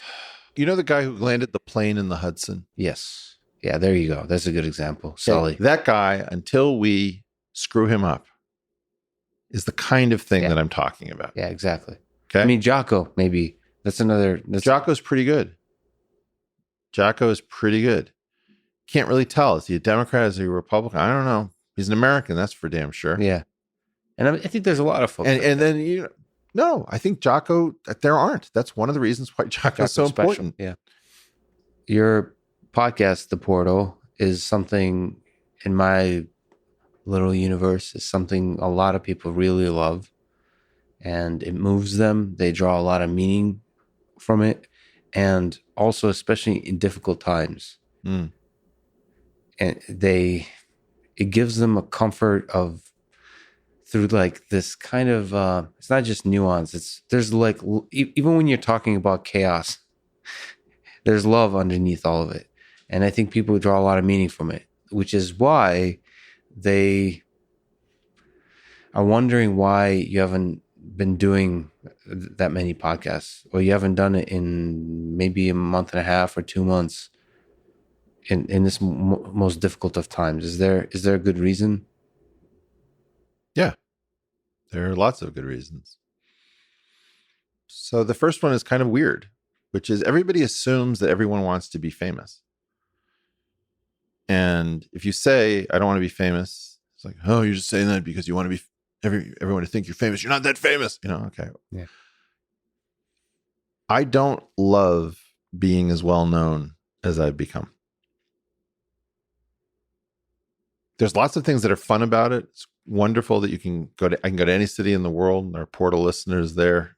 All I need to do is put out a tweet, and 20 people show up for a drink. And they're amazing people. And they're almost, you can see my live Q&As on my Instagram page. If you go to Eric R. Weinstein, I just pick somebody randomly. And I was really worried about it at first. And, maybe I should be worried about it. But in general, people all over the world are just so positive and so, Yeah. And thoughtful and deep, and they have a story that's because they're self-selected, right? Yeah. But I don't like the fame. The thing we just described comes with the fame. It's a beautiful thing. You're worried that it's getting... It's ephemeral. Look, Lex, it'll turn on you in a heartbeat. Yeah. It'll turn on you in a heartbeat. And the other problem is I don't like my audience being my audience. I want to get closer to them. I want to talk to them. I want to find out what is this doing in your life. My house fills up with art that people send me. Yeah. The latest thing is an effects pedal called something like, I don't know, it's a bow tie overdrive. Yeah. From a guy in Mexico. Right? Yeah. You play electric, by the way, in a tiny little tangent. Did you play electric? I have a Stratocaster. Okay. But it doesn't have a strap, and I don't know what to do with it, and I have a bad amp. So you should hook me up with the... We'll find it at home, maybe. Okay. You're starting to sense that this is too much? No, I want to be here. I want to do the work. Very simply, I don't have an ability to fully explain myself. I don't want to claim that I don't love the fact that how much love do we get from these programs? Like generically, people are incredibly generous. Mm. People have begged me set up a Patreon account, and I haven't been able to do it. I should do it. I've said to everybody, it's a business, it's a business, it's a business. Yeah. But they're so used to being defrauded when somebody starts thinking about monetary incentives. My goal was to say, I'm going to keep talking to you about, you want to know why I started doing ads on my show? Was because I wanted people to think from the get-go, this is a business. This is what I sound like when I'm selling. But like you see, I've lost weight. Mm-hmm. A lot of that is due to Athletic Greens. Athletic Greens. Code... What's I don't know what my promo code is for Athletic Greens. Well, probably athleticgreens.com/portal, but doesn't matter. /portal. But, Fitbit, who doesn't advertise, has also been instrumental, as well as a guy named Stephen Cates, who, was a fan from the show, found me on the street and just said, I'm a trainer. I want to help train you. It's got me on a good good path. So, that's one paid advertiser and two people that I'm calling out just because they're, two outfits, Stephen Cates and Fitbit, that have changed my life. I wanted people to say, you don't have to be afraid of advertising. If I do it in this way, this is powering your show. But the whole issue of money is weird because people have these crazy feelings like, oh, wow, I knew he was a shill. He's a grifter, okay. I didn't love that. I didn't love the issues. So I didn't set up a Patreon. The security issues for talking and being me are significant. Yeah. And I don't have the kind of money to hire round the clock. I mean, I desperately want to get to a level of wealth where I don't have to think about money. I don't think it's, some people want money because they need it for status. I think I can handle status if I want it doing this. I don't want the status necessarily, and I'd want the status, but I don't want the fame that goes with it. I want the money. I don't want to be seen as this is about money because it's about a substance. Yeah. And all of those things. That's part of, I haven't solved these issues. I've been feeling bad because people say, where's the portal? We're desperate. These are difficult times. We have an election coming up. And it's just like, do you think for a moment that I want to explain that I actually got really uncomfortable being as well known as I was? And then what is it that I want? Because I want to be better known and less well known at the same time. There's nothing the audience can do. I don't want the audience to be the audience. That doesn't make sense to people. I want it to be a business, but I don't think people need to fear a business if the business is open about being a business. And then that's all to the side. What you're seeing now in front of the election is an incredibly meta-violent period in our online existence. And I believe that anybody who attempts to say these two parties are completely screwed, at the moment, the leadership of these parties is unsalvageable, unworkable. Everyone hears that from inside the two-party system. Oh, I get it. He's trying to subtract votes off of Biden. Oh, I get it. He's trying to scuttle Trump. Oh, I get it. This is a play for his show because he's trying to plug in to discuss.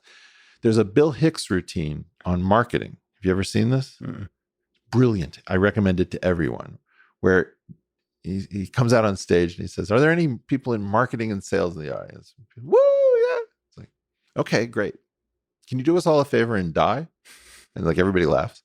He's like, no, I'm not laughing. I'm being serious. So he talks about how marketing is horrible. So you're like, where's this act going? Then he gets to the point of it. It's like, oh, I know how you marketing people think. Bill's going after that resentment dollar. That's good dollar. Let's get that resentment anti-marketing dollar. Yeah. It's like, no, that's not what I'm saying. I really hate marketers. Oh, that's good. It's the authenticity dollar. You can't escape this kind of negative marketing thought. And I guess that gets to the issue that I don't want to be destroyed in advance of this election. I don't think it's a good use of my relationship to my audience to be broadcasting how completely ridiculous Donald Trump and Joe Biden are as candidates for the president of the United States, full stop. None of this makes any sense. These moderators of these pseudo debates were in the wrong format with the wrong people. No part of this makes a whit of sense. Can I try to push back? Several claims. One is, I don't believe the systems as they stand now can destroy the Eric Weinstein voice, the voice. You're a child. I'm sorry to say that. But, it's also possible. Let's fight. It's entirely possible that you're the child. Okay? Because a child would say, you would call other people a child. Yeah, get in the first blow. It's a big reveal. It's a tell. Because the only power they have is to attack you psychologically. No. Well, I believe that the army of people that love you is much more powerful than mainstream media, than people that you might hear say ridiculous things that you just said, which is try to reduce you, like the marketing thinking. I just believe there's an army, maybe there's a better term, of people that see you for who you are and are hungry. Like, I'm not disputing those things. And that's not what I'm saying. I would venture to say, as your therapist, that you're actually the battle is all in your mind. That you have found these demons in the system, and they're just a tiny minority, and it's all in your mind. They cannot actually remove. They're not strong enough to remove the voice of Eric Weinstein, to silence the voice. I love this. Mm-hmm. This is some of the best fiction writing I've ever heard. Let me tell you, I have relatives who've known me my entire life. Yeah. Where one article in the New York Times, they will believe that over me. My contention is that that has no power except to affect your psychology. What you have to do is the Rogan thing, which is laugh. You're not hearing me. Just laugh. I am laughing. I know, but more. I'm telling you something. Yes. Okay. The way this works is through ruin. Ruin can come to anyone. There's no one who cannot be ruined. Every single person is signed up right now to be ruined by the system. But don't you understand that you have more power than the system? You can ruin the system. Your Twitter account, the podcast. That's what I'm telling you about the army. Right? I agree that my Twitter account, my podcast, but what we've seen, for example, you saw what happened to Brett's Articles of Unity project? Yes. Okay, what happened? You mean on the Twitter side? On the Twitter side, what happened? What happened? Well, actually, say the words. Say the word. It was blocked or removed from Twitter. Suspended. Account suspended. And okay, I have a direct line to Jack. Yeah. Okay, so I'm talking to the CEO, who I am crazy enough to still believe in. Good, I do too. I believe it. Somehow, there's a very strange thing going on with Jack Dorsey. I cannot possibly reconcile the actions with the person that is a next level mind in there. I don't know it well enough to say that it's all next level. I'm not claiming he doesn't have any blind spots. Every smart person I know has blind spots. I don't know what he's up against, blah, blah, blah. There's no way that the Jack Dorsey that I've talked to and the Jack Dorsey that interacted over Articles of Unity can be the same person. He is constrained by that company in some way that doesn't make sense to me. Either that or he's the most duplicitous person on earth, and I'm not believing it. I just don't buy it. Okay? Yeah. Something horrible is happening. My claim is I can remove you functionally from the chessboard in a tiny number of moves.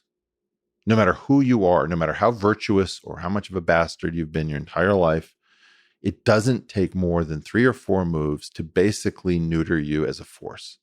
Yeah, and I disagree that if that's possible, that means I'm not very good at chess. Like, Unity 2020 was removed from Twitter because it's not good enough. Okay. Not within the system. Like, the army of people that feel the brilliance of the idea was too small. There. Okay, but fear, uncertainty, and doubt is the name of the game, the coin of the realm. Psychology, though. It's not real power. It just affects the mind. Okay, I have a reading assignment for you. Because you're Russian, you'll really enjoy this. As part of the Great American Tobacco Settlement, the Tobacco Institute had to disgorge its archives of all of its strategies, all of its skullduggery, and put it on the web for all time so that we could all understand how the tobacco companies got together and destroyed people, right? You see tobacco destroys people. You can see, Scientology destroys people. There are various vindictive organizations that will not tolerate reality in opposition to them. Let's take them down. Okay. That's what I'm trying to tell you is okay. No. So why aren't you doing the podcast, The Return? Because that's one of the weapons of war.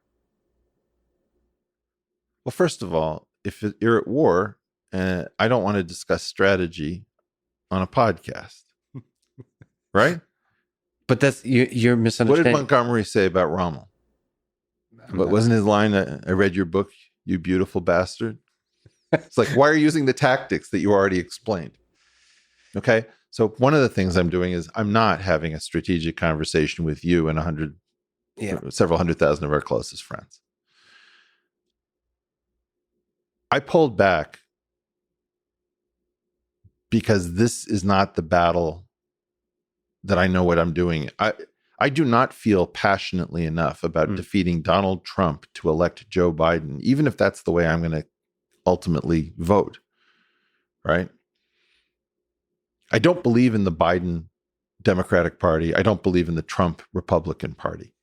So yes, it's an incredibly consequential election, but to me, it's like the Crips and the Bloods and the Latin Kings fighting over the right to extort, a business, and the business trying to figure out who it wants to do the extorting. But don't you think, listen, there's very few people that are as good with the English language as you. Don't you think it's possible to draw a line in between, that finds how we find our common humanity, that ensures a better 2021 without having to say like Donald Trump is evil or Joe Biden is incompetent or any of that? Just somehow draw a beautiful line. Eddie Van Halen. In so much pain. This election is chewing up the integrity of everyone who comments on it, Lex. Maybe they're not good enough. They're not good enough. No, okay. The hope is. Do you believe in me? Yes. You do? Yes. All right, listen to me very carefully.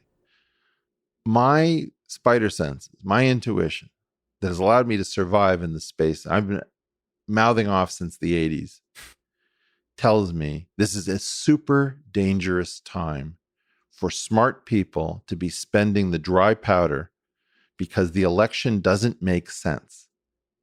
Doesn't mean that I don't have a sense that one outcome would be better than the other, probably, but the variance on that, I'm not even positive that I'm right. These two options are so completely inappropriate to the world of 2020.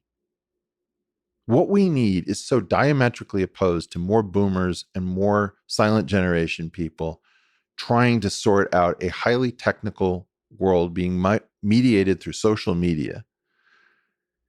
We need more exclusion. We need more actual elites. The people we've called the elites are not the elite. They need to go. Yeah, we need excellence, competence. Yeah. We need people who can be trusted behind closed doors, and we need to close the doors so we can't see what those people are doing. Here's the thing. Imagine that you had a bunch of people who'd all seen action in combat, had all volunteered to be part of the armed services, had all come from backgrounds where they didn't need to. So you were convinced that these people had put their lives on their line for their country, not for a payday. Imagine you had 10 of these people with technical backgrounds. Men, women, black, white, Muslim, Jew, doesn't matter, right? I would trust those people and I'd close the door. I don't want to know what they talked about. I don't want transparency into all of their negotiations. I want to know that they're patriotic, that they see something in the world bigger than themselves and their family fortunes. I want to know that they're courageous. I want to know that they've got all of our well-being, and I'm willing to roll the dice. And if they screw us over, I'd rather go down like that. Okay, so I disagree with you there because there's a difference between those and Jocko, because you're now speaking to people with credentials of particular. I'm talking about self-credentialed people. Self-credentialed. I view Jocko as self-credentialed. But the powerful thing about Jocko is he's not only self-credentialed, but he's been real with people. The magical thing about Jocko isn't his book, isn't his life story, is he's been talking on a podcast for a long. There's something real that happens. Okay, so if you took Dan Crenshaw, and Tulsi Gabbard, and you took Jocko Willink, and maybe Jesse Ventura, right? You can take. I see where you're going with this. What? You can take Bernie Sanders, who's a lone voice. You take all of these people who've really just risked. Why is Katharine Hepburn the best that Hollywood ever produced? Because she told Hollywood to go fuck itself. Hard. They gave her 4 Academy Awards. And she said, "Love you, sweeties. I'm going to use them as the doorstops for the bathrooms in my house." See, that's skill. That's what you were talking about. Yeah.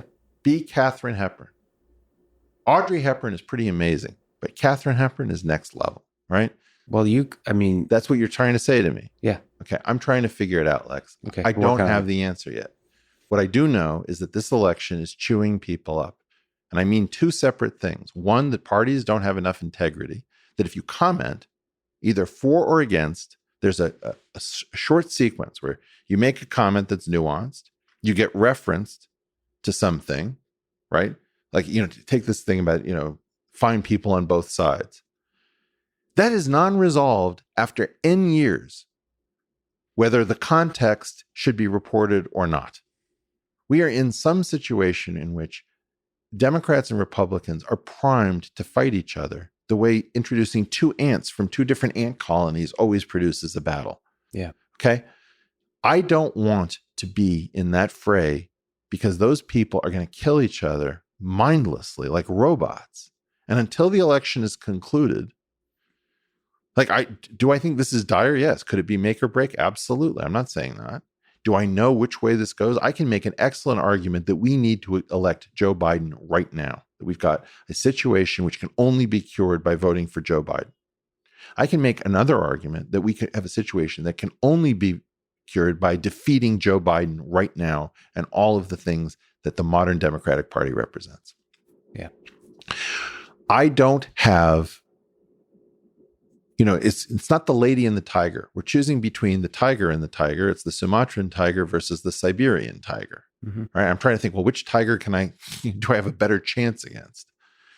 The key problem for us politically is that we have to divorce the concept of the center and moderation from kleptocracy.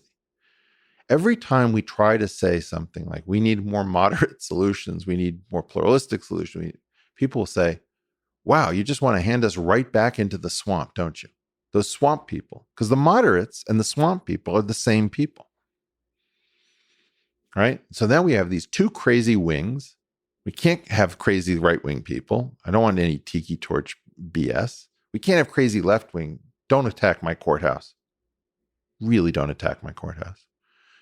And we can't have moderates. It's like, okay, how do we install our children and rape, pillage, and get these speaking fees when we're out of office and become, cozy with the things when we're supposed to be regulating them and then, become their lobbyists, immediately when we leave office. All of this stuff. We need an entirely different system. And I can't talk about that at the moment. When I talk, people say, oh, wow, so you're going to sit this one out because you're a pussy, because you're a coward? Great to know, Eric. We thought better of you. Bye. Click. I don't know what to do. So, but are you thinking of what to do? Yeah. Oh, you better believe it. Look, Brett had this idea of Unity 2020, and I told him it was a wrong idea. Yeah. I didn't tell him that Unity 2024 was a wrong idea. I didn't tell him that Unity 2028 is a wrong idea. And if I were to make the case that he was right and I was wrong, because he's now shuttered the thing, right? I would say that the case to be made that he was correct is that by doing this in 2020, we found out what we were up against. It's good to know that Twitter can turn this off at the drop of a hat. Yeah. Great to know. It's good to know, as we learned, that you cannot have meetings of presidential candidates in a primary that are not approved of by the party. Mm-hmm. Right? Like they've got this thing figured out, so we don't have any way in. And now Unity 2024 makes sense because Unity 2020 was tried. Okay? I don't know that we get to 2024 under all circumstances. In some we do, in some we don't. But there's a game theoretic thing that I'm not sure you're accounting for, but you probably are. But let me just make an argument. Is Jack Dorsey very likely listens to your podcast? And this is the power of these words. Something deep went wrong. But we can change it with the power of words. Something went wrong at Twitter. They have so much division on their platform. That's what I'm trying to say. They've got... It's not wrong. They just don't know. They're understaffed. They have an insoluble problem. Difficult to solve. They have an insoluble problem. This is where you and I disagree. Because, well, all right. Or I'd like to create a competitor. No, so then, give it to me. Yeah. Well, create the competitor. Show me that you actually have understood this. Because my guess is that most of the things that you'll think about, I mean, I can tell you things I've talked to Jack about, which I know would make Twitter much better. However, I think that this problem of instantaneous communication across the planet, and you subtract off all sorts of context and mutual self-knowledge, the problem is us. It's not the platforms. You're thinking about a technological solution, and I'm saying The problem is that we are ultimately the product. And I just disagree with that. And there's a lot of, that's probably could save that for tomorrow. I look forward to spending summers in your villa when you debut this product, and I would love to angel invest in it. By the way, in terms of money, I'll never have a villa. Yeah? No, I will always give away everything I own. Don't do that. No, invest into like things like you mentioned, awesome things. Yeah, invest, fine, but a little bit of avuncular advice. Mm-hmm. Don't pledge to be the person who disgorges themselves of security. Money is freedom. That's what it is. It's a big honking pile of freedom. Okay. You can choose to use it as the freedom to imprison you. If you don't, so you can use it as freedom to make yourself a prisoner of your money. But generally speaking, Lex, money is freedom, and your voice is important. At least retain the amount of money security you need to follow Joe's advice. What is the point of FU money if you don't say FU? The number of people who have FU money who don't say FU indicates the number of people who chose the freedom of their wealth to create a prison. Yeah. They built a prison with the freedom they had, and they walked into it, locked the door. I think it's too difficult not to create. The reason I want to give away the money is because I just know my own psychology, and you create prisons. Our human mind just creates those prisons. The FU money is enough for basic shelter and basic food. That's the optimal FU. You don't have kids yet. This is the problem. This is why so this is me, single Lex, speaking. Great. But future Lex, I'm talking to future Lex. Single present Lex, please don't listen. Yeah. Don't be an ass. Okay. You're going to need some money, and don't make these pledges to say on a podcast. I want to save you from yourself. You need money to do many of the beautiful things that we're counting on you to do. Don't F it up. Can I talk to you about Roger Penrose? Sure. You've talked to Roger on the portal, but also in between the lines and offline, just everything you've said about Roger Penrose. For people who don't know, he just recently, a few days ago, won the 2020 Nobel Prize for Physics. But it's clear to me that he had like a deep personal impact on you, a connection with you, in terms of both your love of mathematics, just the way you see the world. This is the Eddie Van Halen conversation. This was clearly somebody who's profound in your worldview. Can you talk about Roger? Can you talk about what it means that he won this highest of prizes? Just in general, let's celebrate the man. Yeah, okay. So first of all, there are two other people who won this prize. I'm sorry, I just didn't happen to know who they were before they won. Roger is it is not Roger in particular, but the class from which Roger comes that is so important. So I would put Roger in the class of Feynman, Einstein, Dirac, Yang. Put Witten in there? Or yeah. No? I mean, Witten's a special case, but Witten is weirdly the reverse of the Roger Penrose story, right? Because Witten is the first physicist to win a mathematical Fields Medal, the highest honor in mathematics. Penrose is in some sense a mathematician who's now won the Nobel Prize. So it's a perfect sort of a couplet. Yeah. Roger's class means everything to me. That's the highest achievement of the human mind. I'd probably throw Bach in with Feynman and Dirac and company, right? I think that he was so inventive. It was very frustrating to watch this career. It was a little bit frustrating to watch Feynman's career. Feynman was so good, and had he been born slightly different at a slightly different time, I believe his claim on physics would be far greater. I feel like Penrose, in some sense, came up a very difficult path because, you see, Einstein effectively solved most of the most important problems in general relativity right at the beginning. As a result, the children of Einstein are impoverished because there wasn't as much to pick off of the trees and sell at the market, whereas Bohr didn't and Planck didn't do nearly as good of a job with quantum theory. So there's lots to do in quantum theory. I think that Roger affected me personally by a diagram that I saw in a paper of Hermann Gluck at the University of Pennsylvania. It was the first picture I'd ever seen of the Hopf vibration sketched. And that, weirdly, I brought that to the Rogan program in order to sort of convey the wonder. I was recapitulating my own journey. I think I probably saw that at like age 16 or something. And it just flipped my mind. Roger is incredibly visual. He's incredibly geometric. He's incredibly sui generis. He just does his own thing. He's got lots of bets. None of them had really come through the way you would hope.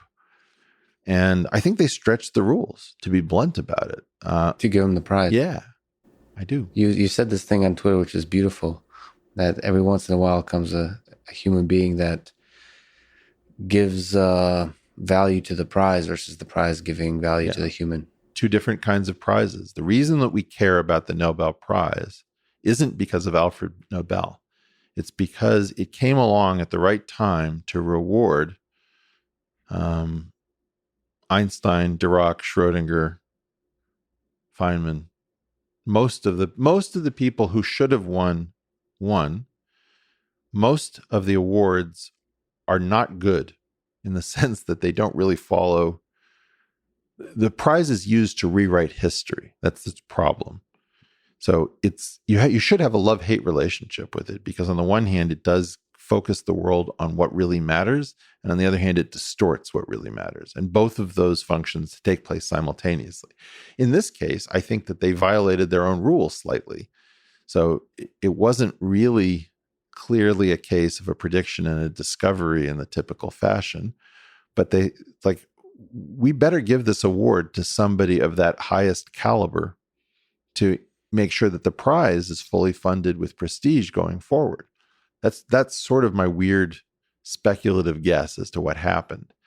And so Roger's getting on in years, and the person should be alive. So I think they bent the rules, and I think they couldn't have bent it for a better person. And I hope they will not bend the rules out of weakness, but out of strength in future. It would be great to get Madame Wu and Emmy Noether a posthumous prize along with Doug Prasher, George Sudarshan, and George Zweig, as well as Ernst Stuckelberg, Nobel Prizes. There have been some terrible omissions. The first two being females who revolutionized our view of the world. And I take a very dim view of people pushing for prizes for people from ethnic groups or genders or whatever in order to make it plural and inclusive if it's not following the work. And I feel very clear that in a few cases, we know there was a real problem with the Nobel Committee because we have stunning accomplishments. Try to get through a day as a physicist without Noether's theorem, and try to imagine the universe without Madame Wu's discovery that left and right don't appear to be symmetric. I mean, these are terrible omissions, and they're a huge blot on science for not being more inclusive when it matters. Yeah, so just like you said, the Nobel Prize is plagued by omissions as much as... And distortions and dilutions. For example, Dirac and Schrodinger were, I believe, given the prize in the same year. There's no reason that those two people needed to dilute each other. The same thing with, Dyson was an omission. Tominaga probably got included in part because we had an opportunity to show that something had happened on both sides of the Pacific after the war. But I don't think we needed to dilute Weinberg or Feynman or Schwinger. It just makes me somewhat sick. All of these people are such important giants, and it has to do with the field, I think, not wanting to create luminaries and superstars who could have defended the field from budget cuts and worldly pressures. So I think it's really important that we have absolute superstars because we produce superstars. We acknowledge them, we don't dilute them, and that we bend the rules to make sure that the prize stays funded with the prestige that comes from giving it to the Roger Penroses, Albert Einsteins, and Paul Dirac's of the world. Can we talk a little bit about evil? Sure. I haven't actually talked to you about this topic, and it's been sitting on my mind mostly because everybody at MIT is quiet about it, which is Jeffrey Epstein. I didn't get a chance to experience what MIT was like at the time when Jeffrey Epstein was part of this, but I'd love to try to understand how evil was allowed to flourish in a place that I love.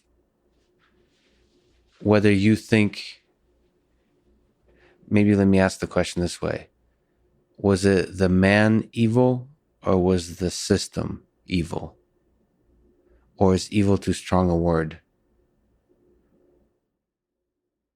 Because what I see is the presence of this particular human being, in the eyes of many, destroyed the reputations of many really strong scientists, and also weakened the ability, weaken the institution of MIT by making everybody quiet, almost making them unable to say anything interesting or difficult. Yeah. And what is that? And what am I supposed to... We don't know. Why is everyone quiet about Jeffrey? We don't know. Obviously, I want to scream about it too, right? And I probably have said too much about Jeffrey Epstein. Look, something horrible happened. I don't know what it is, but something horrible happened. And, let's just do this. The first thing I need to do is I need to get rid of this woke crap about power differentials. Okay. In general, you can talk about hypergamy and power differentials are Russell conjugates of the same concept. Just the way particular proportions and symmetries are mathematically provable to be attractive in females to males, male attractiveness is largely determined by male competence and ability to amass power and success and all these sorts of things. The relationship between consenting adults is, quite frankly, not something I want to sort out. The relationship between the sexuality of adults and minors, and particularly, there's the 17, 18 issue. Mm-hmm. That's very different than 12, 13. We're talking about really sick depravity with respect to what it appears that Jeffrey Epstein was involved in at some level. I believe this story is super complicated, in part because I think one thing Jeffrey Epstein was doing was providing money, encouragement, and support to scientists. Another thing he was doing, I believe, was giving tax advice to very rich people. I believe another thing he was doing was hooking very wealthy people up with young adult females. Another thing he was doing, I think, was doing stuff with children that will curl your toes.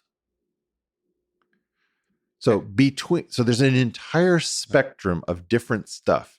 And at the moment, nobody can pull apart or deconflate anything because the woke thing comes over it and says, I think it's disgusting that, a 43-year-old billionaire would be partying with a 23-year-old. Right. Yeah. Okay.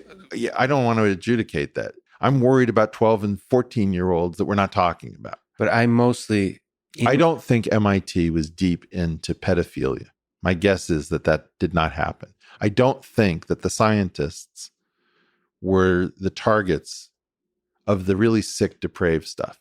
It's my guess.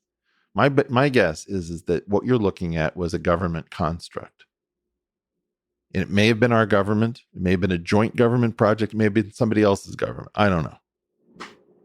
I believe that in part, we don't really understand Robert Maxwell.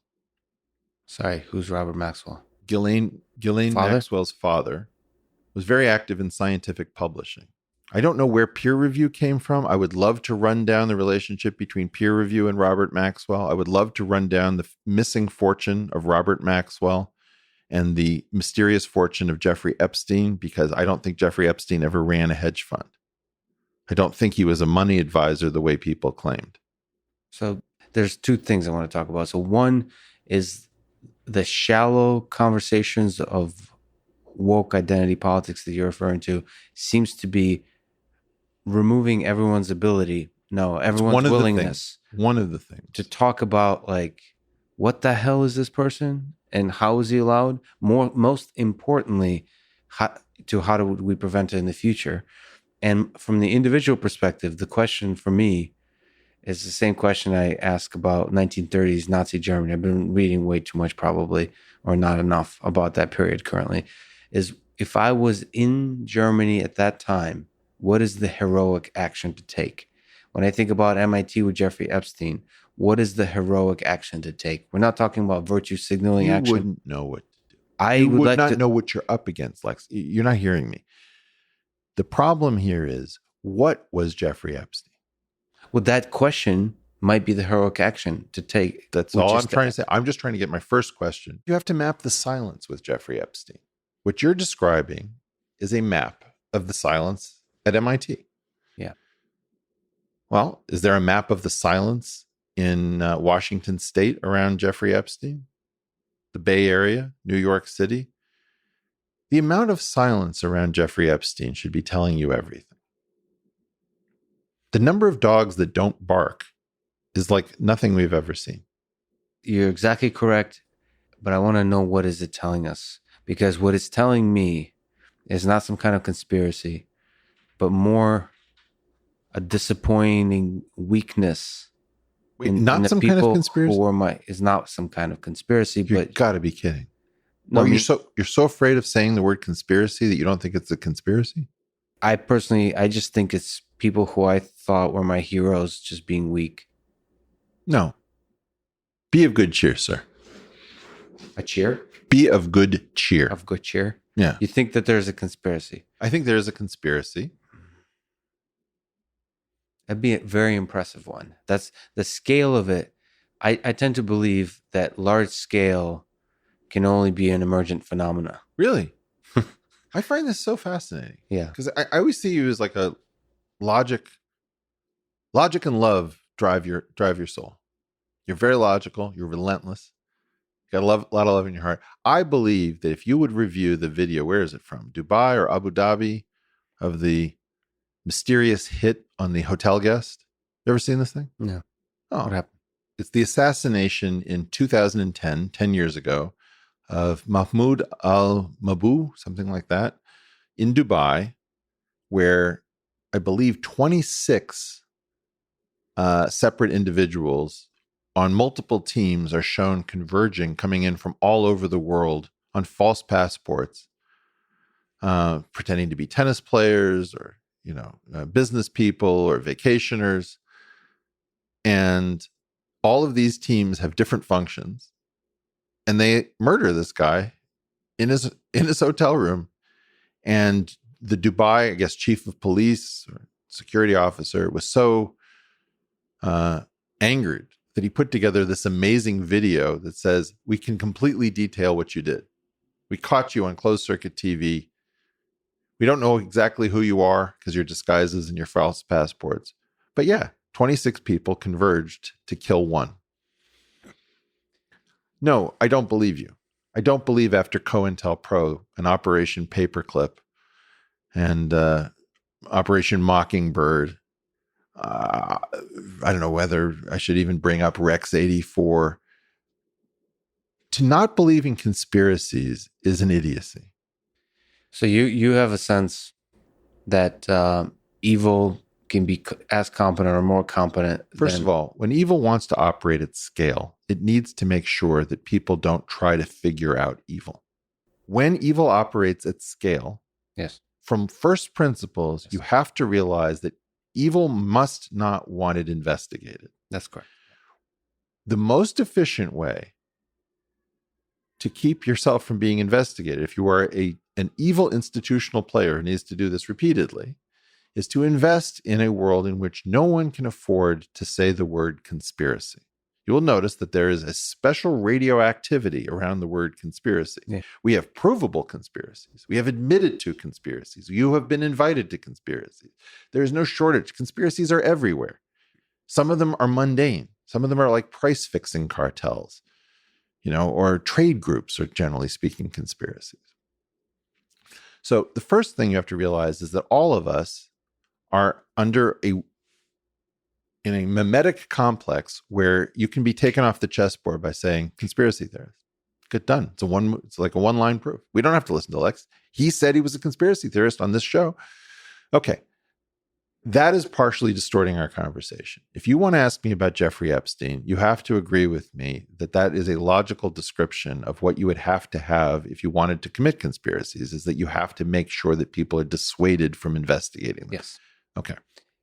But it's a fascinatingly difficult idea then, because the world with conspiracy theories and the world without conspiracy theories, to the shallow glance, looks the same. Well, my point, there is responsible conspiracy theorizing, where you look at the history of unearthed conspiracies, and just like you would with any other topic, just think about how different the rules in your mind are for conspiracy theorizing versus X theorizing, where X can be anything, right?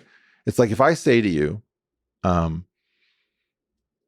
can say the statement that average weight is not the same between widely separated populations. You'd say, yeah. I'd say average height is not the same between widely separated populations. You'd say, yeah.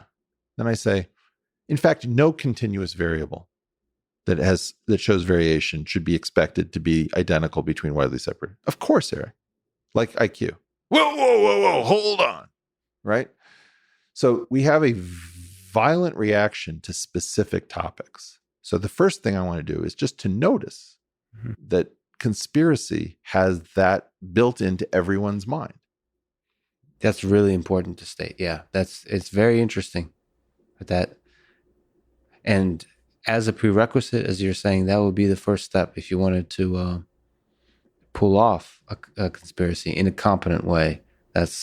You would have to first convince the world of that. I just watched the film 1971 about my favorite conspiracy of all time. I highly recommend it. 1971? Well, the film is titled 1971, and it's about the Citizens Committee to investigate the FBI, which was run by a student of Murray Gell-Mann, a physicist, and broke into FBI offices in Pennsylvania to steal files, which allowed Freedom of Information requests that discovered a huge conspiracy. It was a conspiracy that unearthed a conspiracy inside the federal government, a double conspiracy story, which launched multiple conspiracies. I think that the problem with modern Americans is that they are so timid that they don't even learn about the history of conspiracies that we have absolutely proven. So, with that done, Jeff Epstein, in my opinion, represented somebody's construction. I don't kind think of scary to think about. Yeah. Well, what part of the story isn't scary? I, in part, did something which I imagine may get me destroyed because I was more worried about being destroyed by somebody else I had a conversation with around Jeff Epstein. Right? So I'm just trying to let it be known that I don't know anything more than I've already said. Now, your friends at MIT, their problem is that Jeff Epstein showed up as the only person capable of continuing U.S. scientific tradition. You see, the U.S. scientific tradition is a little bit like the Russian. It's combative. Okay?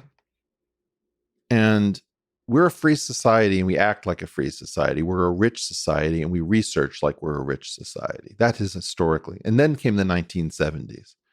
and William Proxmire and the Golden Fleece Awards and the idea that we're paying too much and these are welfare queens in lab coats and blah, blah, blah, blah. We need more transparency, more oversight. Everything went to hell. And the national culture of U.S. science was lost. The thing that produced all this prosperity and security and power was lost. And then Jeff Epstein shows up. And a tiny number of funders, maybe Fred Kavli,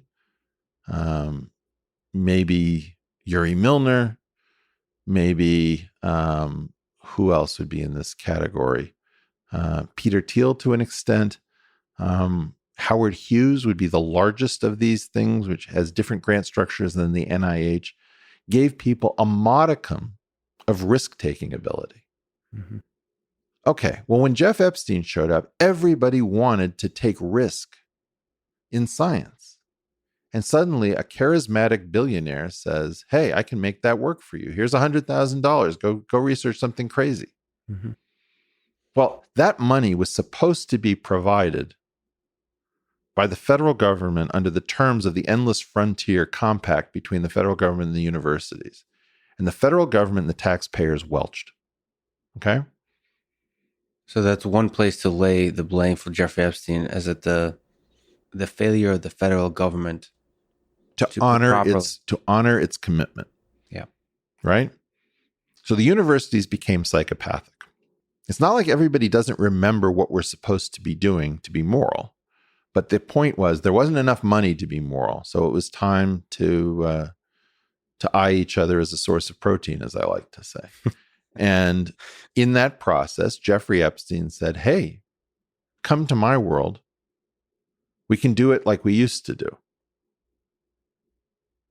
So in part, my point is that almost none of your colleagues at MIT have that kind of religious commitment to science that they're willing to go down with ship science. Mm. The Galileo Galilei thing became very important to science because occasionally you just have to say, look, this isn't about me and you. There isn't enough money in the world to buy the kind of legacy I want to leave to this planet. This is one of the great things about science. Potentially it's worth dying for. Yeah, I'm glad you said it. Science is one of the things at its best that's worth dying for. I mean, I'm not eager to martyr myself, but I've certainly risked my health, my fortune. I've destroyed myself economically over science, and my need to oppose these sons of bitches in chaired professorships who are destroying our system along with everyone else. Let me bring in Grandmaster Uguay into this. Uguay. Master Uguay. I think he's a Grandmaster. Oh, that would make him a chess-playing turtle. So I read some Wikipedia. Uh-oh. So, Shifu is a master. There's apparently only one Grandmaster, and that's Uguay. Anyway. Is the phrase Grandmaster ever uttered in the script? I don't think so. I don't think so. But there's a story. Oh, there's off-script canon? I'm going to call Glenn Berger right now and find out if any of this is true. All right. You're not supposed to call out my journalistic integrity. But Master Uguay. He says a couple things I'd like to bring up with you. So one, as part of a longer quote, recommends that you should find a battle worth fighting. We've talked about several battles just now. What is the battle worth fighting for Eric Weinstein in the next few months, in the next year? There's only one.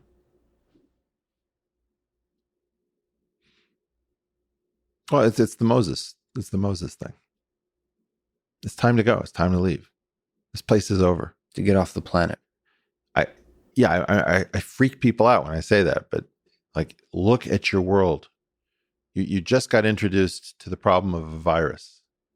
Wait till it's fusion devices and you understand what it means to have one interconnected planet with no uncorrelated experiments happening anywhere else, So do you see the foray, your work in physics, and maybe like the echoes of it in Ship Elon? Everybody who has a possible plan to avoid what is coming if we don't have one should work on the plan that she thinks best, right? So Elon wants to do rockets. People misinterpret me. Meta Eric says, I don't think that's a smart plan. Regular Eric says, all people who have hope should do that thing.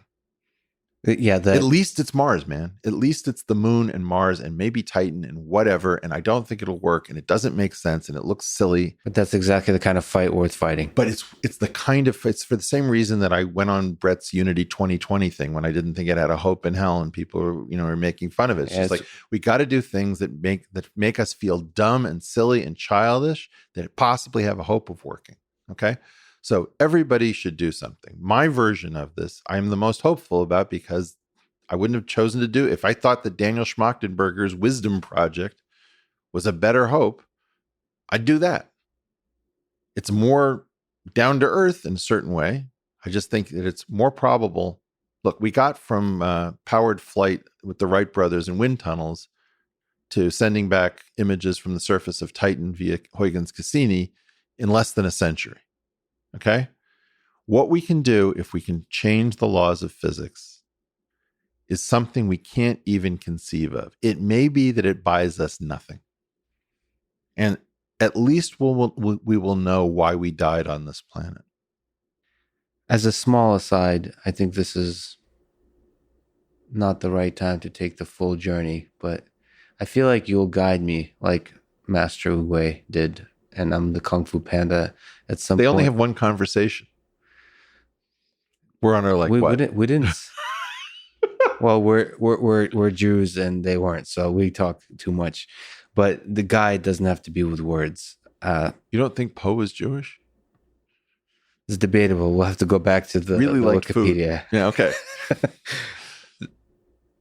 Is there that you would guide me through some more intuition about the source code of our universe? Can you comment on where, since we last spoke, where your thinking has roamed around geometric unity, around that work in physics, in this fight? Yeah, I'm trying to figure out when to release it and how. I mean, I've released the video, and the video, quite honestly, I think it has a very bizarre reaction. I think one of the things that I've learned from the video, because the video is coming up on 500,000 views on YouTube alone, to say nothing of the audio. But yeah, it produced a very strange reaction. One of the things I don't think that I properly understood is that most physicists don't talk in this geometric language. I thought that more of the physics world probably had converted over into manifolds, bundles, differential forms, connections, curvature tensors, etc. And I saw a lot of the comments would say things like, I have a PhD in theoretical physics, and I'm not even familiar with all of these concepts. And I think that was probably a distortion coming from living in Cambridge, Massachusetts for almost 20 years. So what's the solution to that? Well, I mean, I can translate it into, I can make this make as much sense as anybody needs to. My problem is, my calculation is that as long as the boomers are still in charge, the same people have these perverse incentives on them where they've invested in these programs that didn't work. So they're extremely hostile and kind of difficult to deal with. The fact that I'm not a physicist has its own set of issues, which is that effectively it's like the hermit kingdom. They don't get any visitors, and they don't necessarily want somebody, rolling up and saying, I know how to do physics. So I'm always very clear. I'm not a physicist. That said, if I wait too long, I don't know that theoretical physics is really going to exist after the boomers, because everyone, I think you had Wolfram on your program. I don't remember whether he said this to you or Brian Keating, but he said something like everybody got discouraged. It was too hard. We can't do that, guys. We cannot do that. There's something about the renormalization revolution that enervated the physics community because it taught them just because you can see in this energy regime doesn't mean you can extrapolate somewhere else unless you understand how, coupling constants run and what kind of UV fixed points exist, blah, blah, blah. Somehow that discouraged people from guessing, from believing. Everything became an effective theory. The beauty of the effective theory wasn't taken to be really the beauty of the universe, just the beauty of an energy level. So I think that renormalization was one of the most important revolutions that ever happened in science. And also its interpretation by the physics community was catastrophic. Well, the story I'm telling myself is that in part, I'm waiting for them to get weaker. But on the other hand, I don't know that we have any time left. And so are you also thinking about ways of, the podcast medium is revolutionary for discourse, for what, I don't even know the right words for it. Are you thinking of revolutionary ideas for re-energizing the physics community? So basically for communicating geometry. Look, I have a fantasy, okay? My fantasy is that all of these things are the same problem. And it goes back to this thing that I read about in Feynman's books about Tartaglia. They asked him this question, like, what's the greatest thing that ever happened in math? And he says, Tartaglia's solution of the cubic. It's just like the weirdest answer. So you're like, okay, I'll bite. Why is it Tartaglia's solution of the cubic? And he said, because it was the first time a modern person had done something profound that the ancients had failed to do. I was like, oh, I get it. It's the thing that opens up new psychology that says maybe things are possible again. It's a new orchard. New orchard. New farmers, new people who can find fruit that they can pick. And once you have one person do that, very often you get many. Like one of the things that we were talking about with Eddie Van Halen, the reason that he created a revolution and somebody like Roy Buchanan did not is that you could follow Eddie Van Halen. You couldn't pioneer it. And maybe you couldn't play as well and as cleanly and as fast and as inventively, but you could follow. Once you understand that there is a tapping principle, right? It was just the beginning of something called percussive guitar. Mm-hmm. My belief is that once we start innovating in the present, everything will come because everything around us is screwed up. On that, let me, with one last question, bring back Master Ugwe. The probably the most famous quote of his, right? With yesterday's history, tomorrow's a mystery, but today is a gift.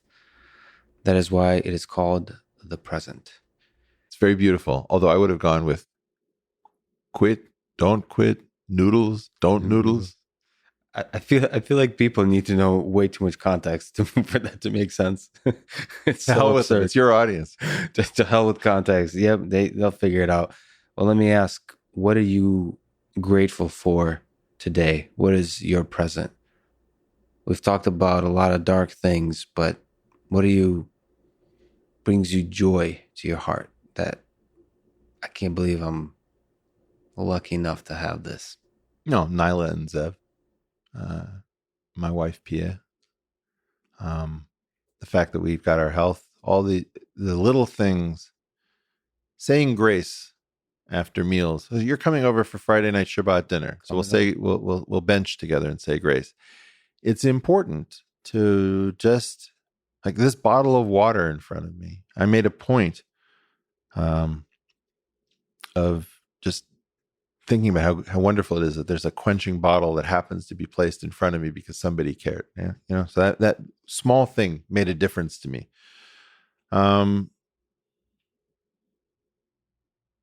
I still have strength for the fight so far. I think that's something I'm grateful for. I can't believe that I'm not more beaten down after all of this nonsense. I have the most interesting set of friends. I really do. I mean, I'm not that rich by monetary standards, but if there were friend billionaires, Forbes would be all over my ass. I just can't believe who I can talk to, at the drop of a hat. And I'm really grateful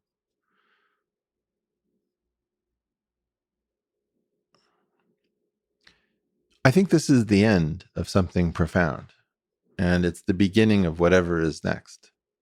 And whatever is next could be terminal. Whatever is next could be amazing.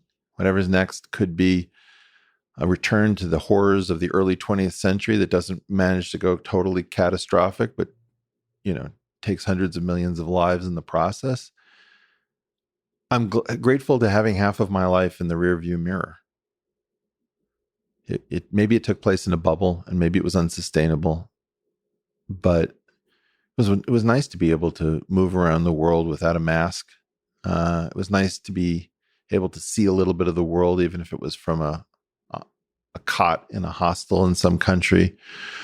To fall in love. Absolutely. I mean, so it's a good life. Find the last Indian Jewish girl left. Who knew? You're a lucky guy. Well, let me just say. Actually, there's something I wanted to just say before you get to that. Yes. I forgot to say something. Falling in love with an intellectual collaborator is a special thing that not everybody gets a chance to do. Like, I think when I met Pia, I fell deeply in love with her, all her normal characteristics. And she and I had an antagonistic relationship around geometry and economics. And then weirdly, just like in a buddy picture where in the first half of the film, they hate each other. The two fields were fighting with each other, cats and dogs. And then finally, the sexual tension clearly was so thick you could cut it with a knife. And we came up with geometric marginalism, which is this other theory, not geometric unity, which allowed me to inhabit space with somebody who I already knew intimately and had fallen in love with, and to see the quality and beauty of their mind and to play and to dance. It's sort of the intellectual version of the tango. One of the most romantic periods of my life that doesn't fall into most people's experience. So that was a chance to see something totally unexpected. Haven't really had it since because she doesn't want to revisit the material, but something I'm super grateful for that's very particular and unique. But to flip the tables on you, for hundreds of thousands, I think millions of people, I can speak, me and them are really grateful, one, that you exist, and two, sorry for your podcast. And I do hope your voice in some form continues to reverberate, I think, at least in the 2021s and beyond, even if it takes a brief pause. We're pausing at the moment. We've recorded some for future episodes, and I'm recording for you. I really appreciate that. I mean, it's earnestness trades at a discount at the moment because it's easy to make fun of it. And one of the things I like best about you is that you and I are both fairly earnest. We may joke and jab, but honestly, there's a project here and a world to win, as they say. The thing that I want my and your listeners to know is that I'm not stepping away from the podcast because I don't appreciate that people really want more. It's not, this is hugely financially costly to me. I want to make sure you guys are getting the best that I can do, and destroying myself right in front of an election. I think Lex is incorrect. I think that the forces that are trying to make sure that there aren't any planes in the sky that aren't either colored red or colored blue is a big danger given how angry I am at the system. And I don't want to be removed from the chessboard, because if nobody's going to talk about Jeff Epstein, there need to be people. If nobody's going to talk about various things that we've talked about on these programs, I want to make sure that I'm there. Do I think that this is potentially an existential election? Yes. Am I positive that I know that my way to bed is the right way out? No, I'm not. I don't know, people. I just don't know. And where we are right now seems so dumb and so catastrophic in terms of how it is chewing up smart people, that I decided it's really not about cowardice, because it's hard for me to restrain myself. I have so many reactions every day. Mm-hmm. This is really about trying to plan for all of our futures to make sure that I'm around. I had a huge concern that what happened to Brett's articles of unity was going to happen to Brett, was going to happen to the YouTube channels. I want to make sure that we don't have all of our eggs in one basket. So if something goes wrong over there, so, that's the whole idea of the intellectual dark web, which is at some level a loose confederation. It can become a strong confederation if somebody wants to back it and make it work. It can dissolve so that there really isn't anything. The thing is to be hard to kill, because ultimately, when the hit pieces come, they don't come for what it is that they're angry at you about. They come for where they can get you. And so it's very important that right in front of an election, I think that the desire of the old system to defend itself through reputational destruction is one of the most pernicious aspects of the new America. And we have to fight the ability to destroy reputations as a means of institutions keeping individuals with podcasts and the ability to reach millions, like through Substack, out of their domain. I don't surrender this domain to them. They have plenty of weaponry with which to fight us. And I believe that they could remove you or me in an instant. By the end of today, if they wanted us off the chessboard, we would be off the chessboard. I know that's not your perspective. My goal is to stay here as long as possible to make sure that you have enough of a counterbalancing set of ideas and to let and help other podcasters start. And my hope is that works. But, long heroism, short martyrdom is a good motto for anyone. And I try to remember the short martyrdom part of that. First of all, beautifully put. Second of all, way to end the conversation and the disagreement, which is how you hook them for the next conversation to be continued. When Lex says, Eric, it's a huge honor. Thank you once again. Lex, really appreciate every time we get together. Thanks, buddy. Thanks for listening to this conversation with Eric Weinstein. And thank you to our sponsors. Grammarly, a service I use in my writing to check spelling, grammar, sentence structure, and readability. Sunbasket, a meal delivery service I use to add healthy variety into my culinary life. SEM Rush, the most advanced SEO optimization tool I've ever come across. I don't like looking at numbers, but someone should. It helps you make good decisions. And finally, ExpressVPN, the VPN I've used for many years to protect my privacy on the internet. Please check out these sponsors in the description to get a discount and to support this podcast. If you enjoy this thing, subscribe on YouTube, review it with 5 stars on Apple Podcast, follow on Spotify, support on Patreon, or connect with me on Twitter at Lex Friedman. And now, let me leave you with some words from Leonard Cohen in the song titled Hallelujah. Well, maybe there's a God above, but all I've ever learned from love was how to shoot somebody who outdrew you. And it's not a cry that you hear at night. It's not somebody who's seen the light. It's a cold and it's a broken hallelujah. Thank you for listening and hope to see you next time.